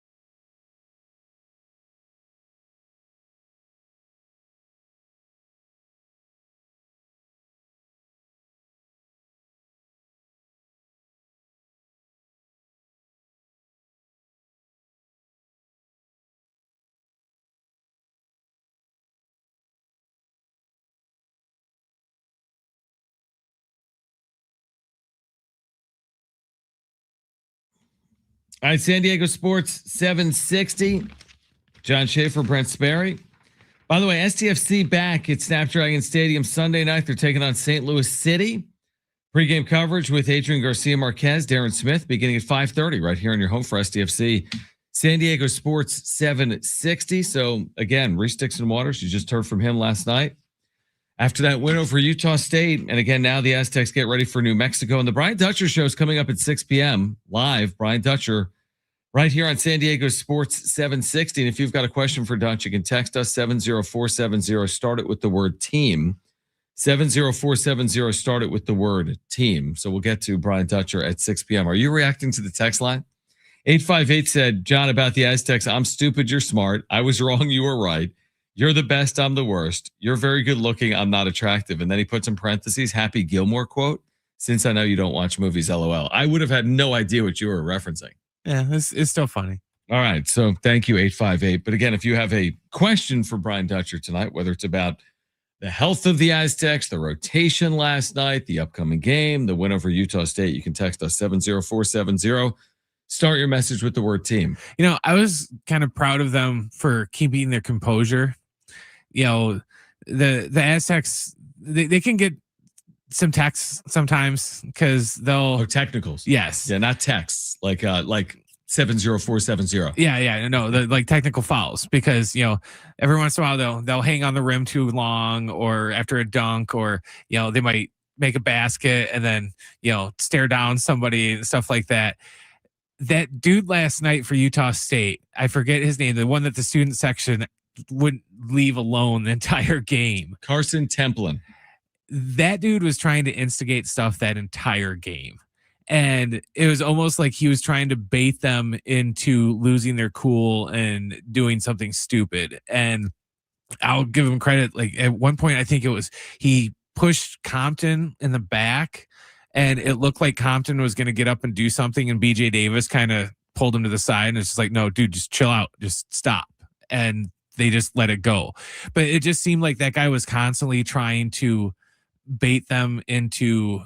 You know how in the NFL, it's not the first guy that slaps him in the helmet. It's always the second guy. Yeah. It is almost like he was trying to get one of the Aztecs to be the second guy. Yeah, absolutely. And yeah, I'm with you on that. It's like San Diego State was so laser focused last night in general at the task at hand. Nothing was going to get in their way last night. I mean, Utah State's a very good team, and they led by 24. It felt like they could have played, they could have played not anyone. I'm not saying they played Michigan last night and they win by 17 or even they even win, obviously. But it just felt like the type of night where you could have played some of the best teams in college basketball. And with that level of attention and focus, you would have been able to beat a lot of teams. I feel like last night at Viejas Arena. We'll see if they can take it with them now to the road. How about this? I know you have your back page coming up in about 20 minutes. I'm assuming this isn't on your back page today. This from TMZ an hour ago, exclusive. Major League Baseball's Matt Waldron was offered free dude wipes after his, and they write, butt infection surgery. So Dude Wipes trying to partner with Matt Waldron. Of course, this has become kind of infamous at this point that Craig Stammen told the media without being asked that Matt Waldron had hemorrhoid surgery earlier in the week. He initially said he had an infection, and then of course went on to say he has an infection. Brian actually has the sound, but infection of his rear end.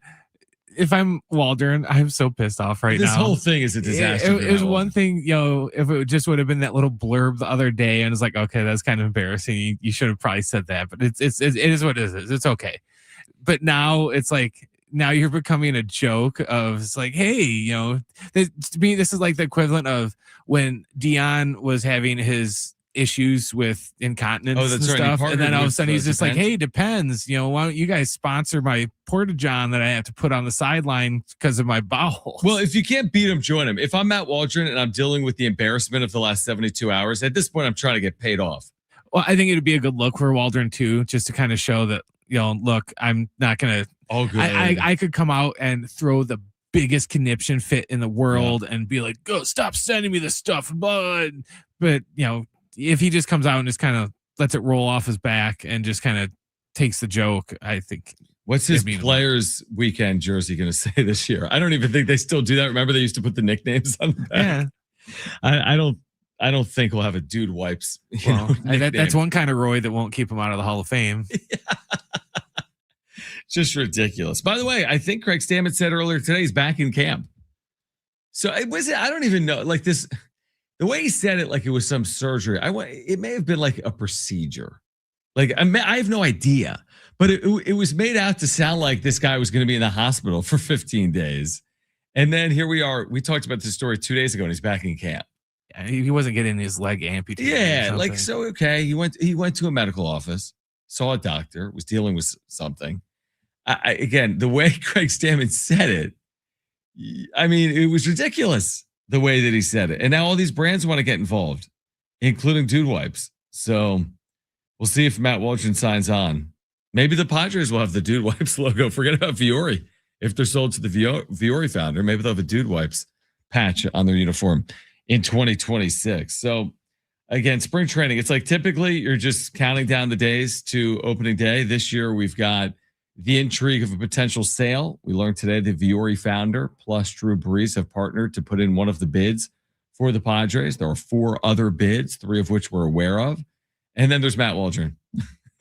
There's your spring training story so far. Matt Waldron, the infection of the rear end, as Craig Stammen mentioned, and then the potential sale of the Padres before opening day. In his rear end. What on earth, dude? Just ridiculous. Just absolutely ridiculous. All right. Do we still have a giveaway, don't we? We do. All right. We'll do that tennis on the other side. BNP Paribas Open tickets this March coming up. It'll get underway in just a couple of days. March 1st in Indian Wells at the famed courts of the Indian Wells Tennis Garden. We'll let you know how to win those tickets. We'll do that on the other side of a break.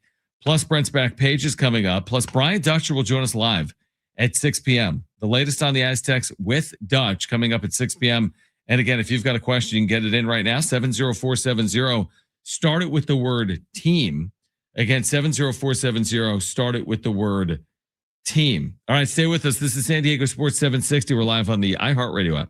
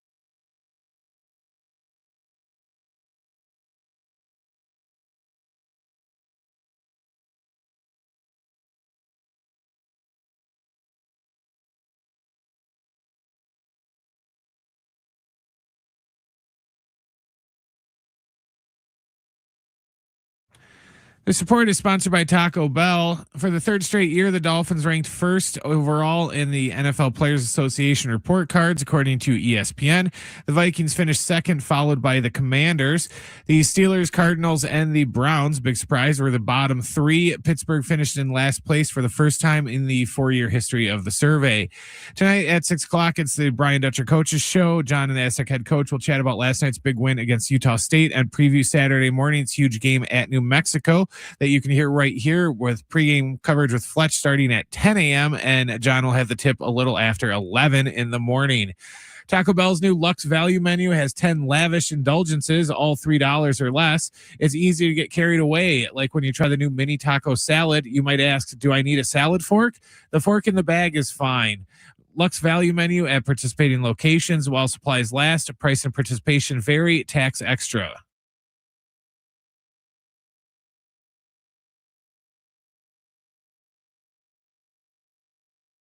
All right, we're giving away BNP Paribas tickets in the next 10 minutes, and then Brian Dutcher will join us live at 6 p.m. And again, if you've got a question for Dutch, you can text us 70470. Start your message with the word team. I find this interesting because it's complete speculation that could be way off base, but it's from Jon Heyman. On the impending lockout, we haven't even started the season, and there's been so much speculation about this offseason. So Jon Heyman reporting that if a salary cap and floor are instituted, that early estimates suggest proposed salary cap might be set around 260 to 280 million with a floor around 140 to 160 million. So now how on earth does he know that? He doesn't, obviously. But I just don't buy it. I don't buy that the next CBA is going to have both a cap and a floor. Maybe it'll have one of them or a variation of both of them or a variation of one of them. I don't buy a hard cap, hard floor. How? How do you institute it when you're currently in a system right now where you have teams spending $381 million? The LA Dodgers right now have a payroll. I think this is with tax, so I don't know what that impact. No, it's actually not with tax.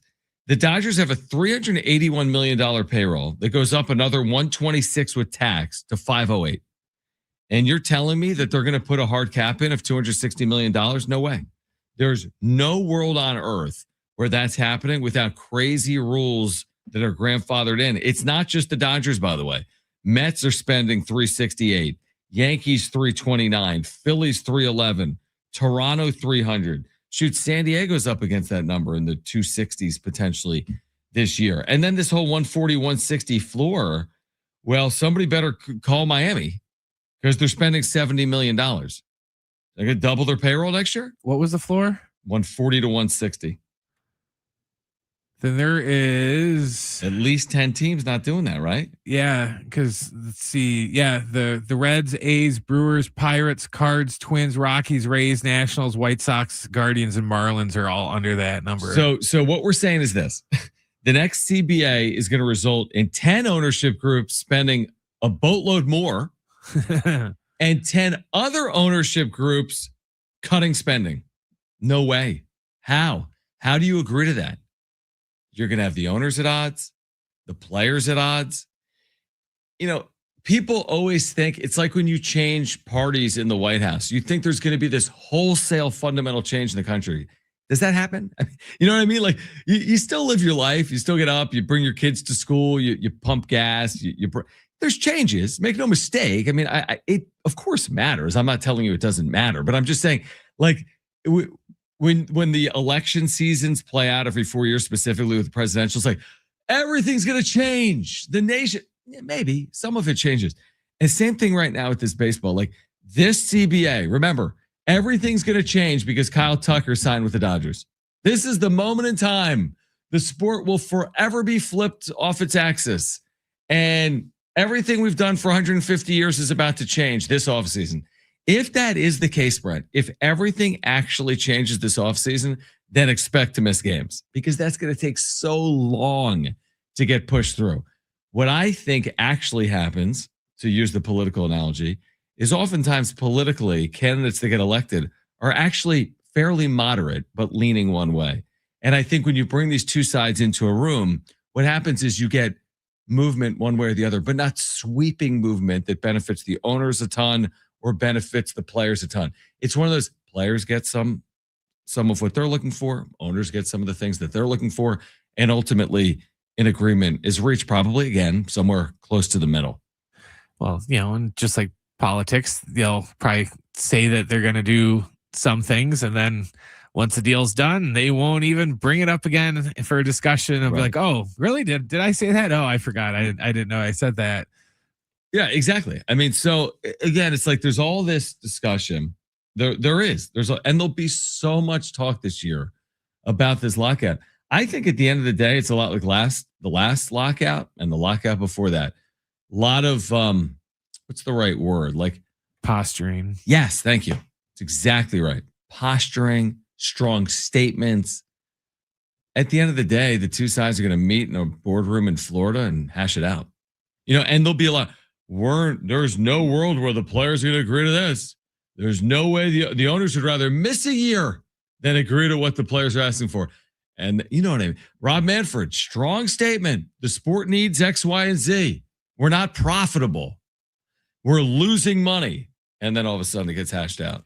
Well, I don't think they'll have a problem with the floor part of it, because I think lots of teams, I think they'll be in favor of that to a certain extent. I don't know about, the 160 million or the 140. I think it maybe be a little bit lower than that, because like you said, the Marlins payroll this year is $78 million. So all of a sudden they're just going to all of a sudden they're going to go up by like, $80 million in their payroll. So maybe make that a little more gradual, like, kind of like how that NFL just go up every year, just a little bit. And then until you get to your, desired number that you want.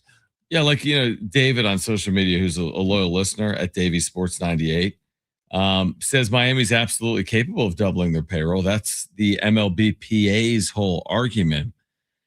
Well, what's interesting, David, is that I don't think the MLBPA wants any part of a system that caps spending. Now, I guess my point is this, like to David's point, if you're asking 10 teams to spend more, but making 10 other teams spend less, are the players actually benefiting from that? Isn't that kind of a wash at the end of the day? And we say the Marlins are capable of spending twice as much. Are they? And will they vote for that? The Marlins owner has as much say as the owner of the New York Yankees. There's only 30 of these owners. So the Marlins have to go along with it, just like the Dodgers have to go along with it. So, I'm not overly convinced at Marlins ballpark in South Florida, when every time I turn on the game, there's no one there and there's like a fish tank behind home plate, that they are really in a position where they're just going to pony up another 80 million. Now, if the TV revenue numbers become more like the NFL or NBA, where they're split more evenly and it's not locally based, but more nationally, maybe. And I'm not saying they can't spend more. I think the point is accurate. I'm sure they could spend more than they're spending, but doubling spending, I mean, imagine that with your budget at home. Like, hey, I spend this much on groceries, I'm going to double it. Well, that's going to impact like your overall budget, whether we like it or not. And again, I think the Marlins could spend more. I don't know if this offseason, all of a sudden, they're just going to spend $80 million just because. I kind of feel like they were burying the lead too, to where they're talking about, oh yeah, this is what the basement would be for, basement spending. And this would be what the cap would be for the most you could spend. And we'll just completely ignore the deferral of money, which is, from the fans' perspective, the biggest problem. I think the fans don't really care about the salary cap if they can, put a cap on, how much money a team can defer. I'm more concerned about them putting some sort of restriction on that. I'm not saying that, just obliterate it and just get it so that you can't do it, but there has to be some sort of regulation on it to where, I don't know, I want to say it makes it more fair for the league, but just makes it so that, 2 or 3 teams can do it. Anybody else that even suggests it is, going to get their hands slapped at the table and told no. It'll be fascinating to see what ultimately comes of it. I mean, what's interesting is that we don't get near the discussion about the NHL labor agreement. Now, they lost a year in the 90s. Remember that? That was absurd. We don't get near the discussion on the NFL. It just gets resolved. We don't get near the same discussion about the NBA. I know the WNBA is going through it right now. That hasn't been resolved, has it? Nope. Which is problematic for a league that was growing the last 2 years and probably can ill afford the stoppage with the momentum that. Well, what they say last week that if they didn't have a deal worked out by like the 10th, I thought they said, then that was going to start to impact their regular season. That's the last thing you want. Which I don't think their regular season is overly long to start with. It doesn't start till Friday, May 8th. And they're saying that that's dependent on a CBA being finalized by March 10th. March 10th is they want coming. Preseason and everything else. Yeah. So I guess. But, I don't think a work stoppage is ever good for obviously the fans, but I don't think honestly they care. It's maybe eventually they'll care, but that's not the first focus. I think the first focus is what does the players union want? Second focus or 1A is what do the owners want?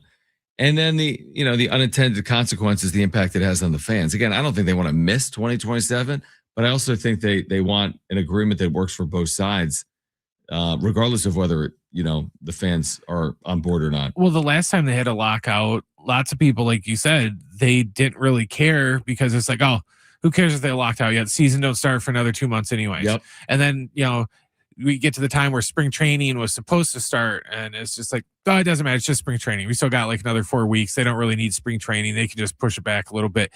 But, the farther they got into where, we should be 2-3 weeks into spring training, then the fans kind of started to get the itch because it's just like, well, we should be playing baseball right now. And now is the time where, I don't miss it in, April or, February, but, it's June. And where's my baseball? Then you're going to miss it. Yeah, completely.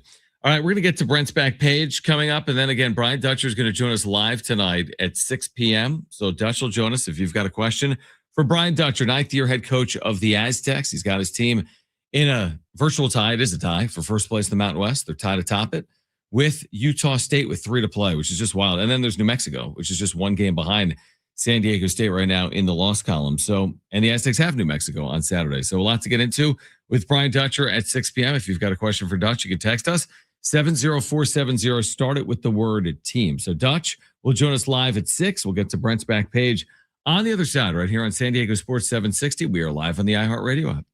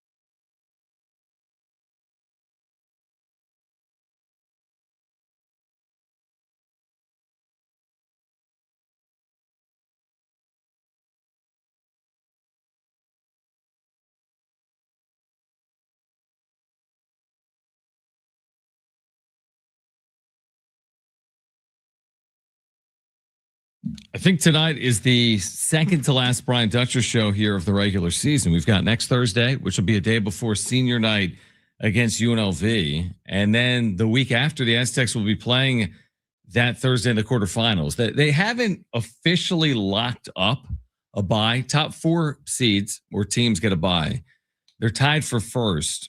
Now, running their heels, New Mexico, 1 game back, and then Nevada and Grand Canyon are within arm's reach as well. So they haven't officially locked up a top 4 seed. They're very well positioned for a top 4 seed. And right now their priority is about, winning a share or an outright league regular season title in their final year in the Mountain West. But again, the expectation, I'm sure, for the team is to win the league. And if they don't do that, it's to get a bye in this upcoming Mountain West tournament in Las Vegas. But the point is, there's a very good chance San Diego State is playing next Thursday. We don't know the time as of yet. We don't know the matchups. Like, all that's going to be determined over the next 7 to 10 days. But yeah, the Aztecs have a 2-game lead on that 4th team, but they don't own the tiebreaker with Grand Canyon, but they do against Nevada. But you're more concerned about the top right now than holding on to a top 4 seed, is what I would say, if you're in San Diego State's shoes. But so much to be determined over the next week. And again, Brian Dutcher will join us live in about 13 minutes. And if you've got a question for Dutch, as we've been telling you, you can text us. I see a few questions have already rolled in. 70470. Start your message with the word team. Again, 70470. Start it with the word team. All right. As we always do, let's get to this.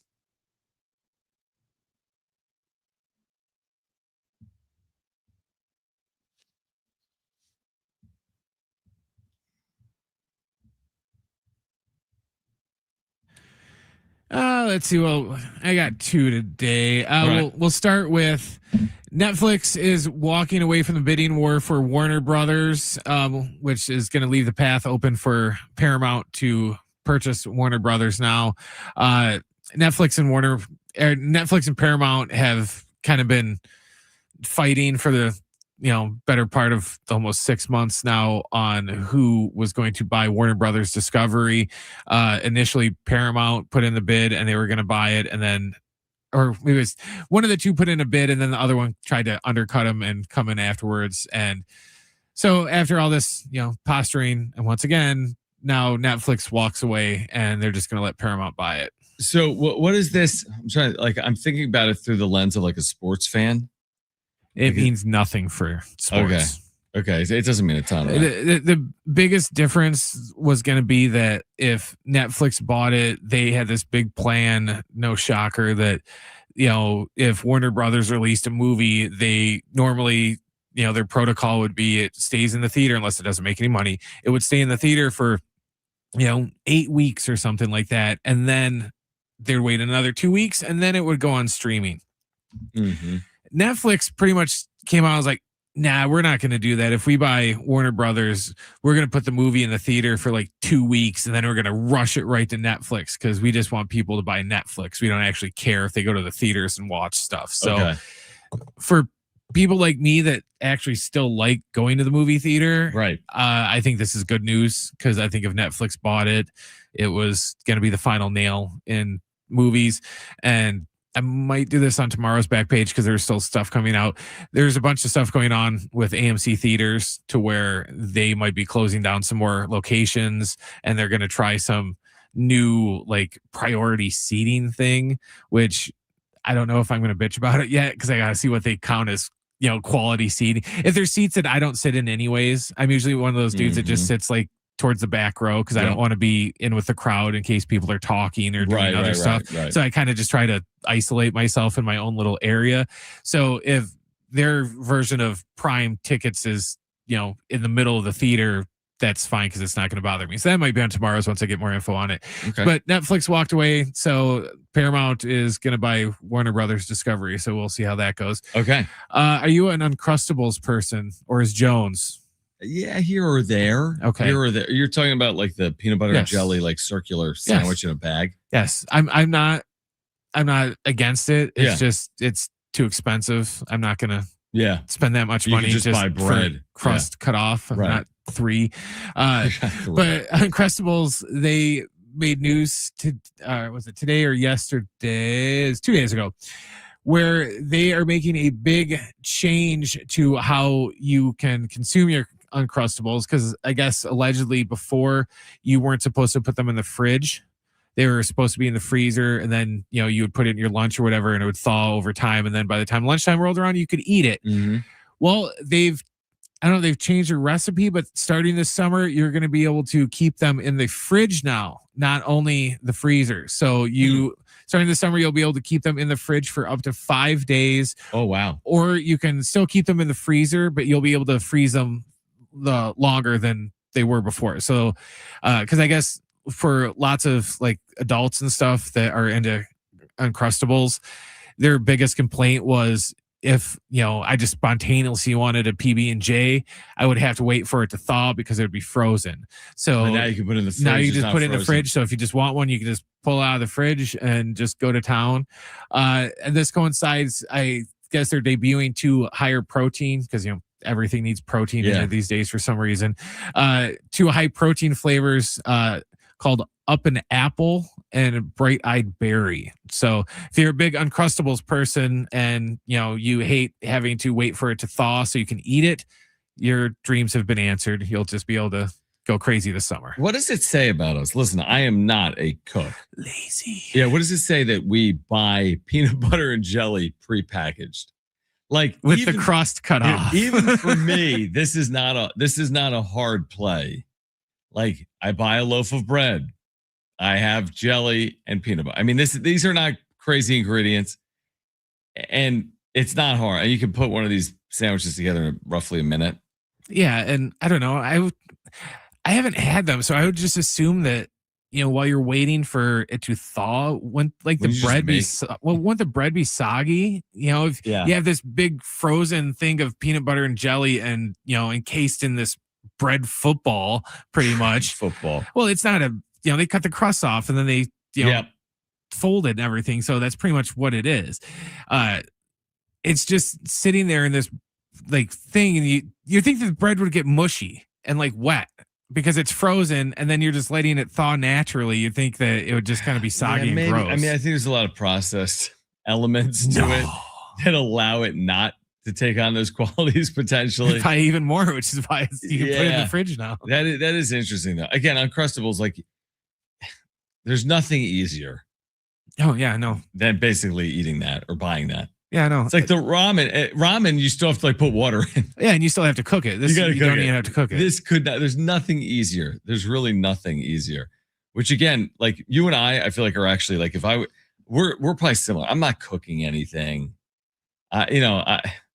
But again, even for me, I think a PB&J, all things being equal, I would just make it. If I wanted a PB&J, I would make it before I bought probably another Uncrustable. Yeah, because, you know, I'm picky. They might not put enough jelly in it, or not enough peanut butter for my liking, or, you know, do they come in crunchy and smooth peanut butter Uncrustables, or can you only get one flavor? I have no idea. Right. No, that's a good point.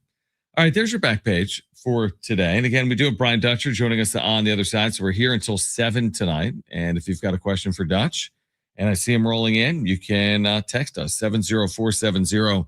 Start it with the word team. I always love this time of year, man. Heading towards championship week, Selection Sunday, when, you know, there's a lot to play for, obviously, as is typically the case with San Diego State, because they've been in the tournament, 7 of 8 years under Brian Dutcher. So it's a good time of year. And obviously for San Diego State, maybe, and its fans, a nerve-wracking time of year, a lot on the line, still trying to play your way into the field.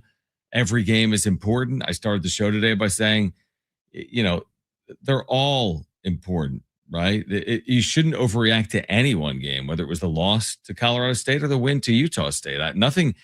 We didn't start the show today by saying the season's been made. They beat Utah State, because that's not true. Just like the season wasn't lost when they lost at Colorado State. It's just there's twists and turns, and it's how do you stay on the path? And that's where San Diego State is right now, because only so many chances now. You got 3 games left. If you build off last night, man, there's a lot to gain if you can play well on Saturday. Yeah, we talked yesterday about how they kind of have their, the back against the wall mentality. And, I said I was kind of hoping that they'd come out and do the whole, wounded animal cliche thing. And they did. So now I'm kind of glad that they have, because they were doing Tuesday, Saturday for a while. I'm kind of glad that it's just Wednesday, Saturday. Yes, because they have less time to forget about it. They can kind of keep that mentality that they had last night and just kind of trying to harness it and just keep it and just keep the momentum going and just keep the, idea of, our backs up against the wall. We have to do this. There is no tomorrow. We have to go and just kind of keep that philosophy going. All right, Brian Dutcher on the other side. The Brian Dutcher Show on San Diego Sports 760. Again, you can text us 70470. Start it with the word team. Great job by everyone today. You can check out the show if you missed it on the iHeartRadio app or iTunes or TuneIn Radio or Spotify. And we're back tomorrow at 2 p.m. on San Diego Sports 760. All right, for Sammy Long, who was here earlier, and for Brent, I'm John. Brian Dutcher Show live on the other side right here on San Diego Sports 760.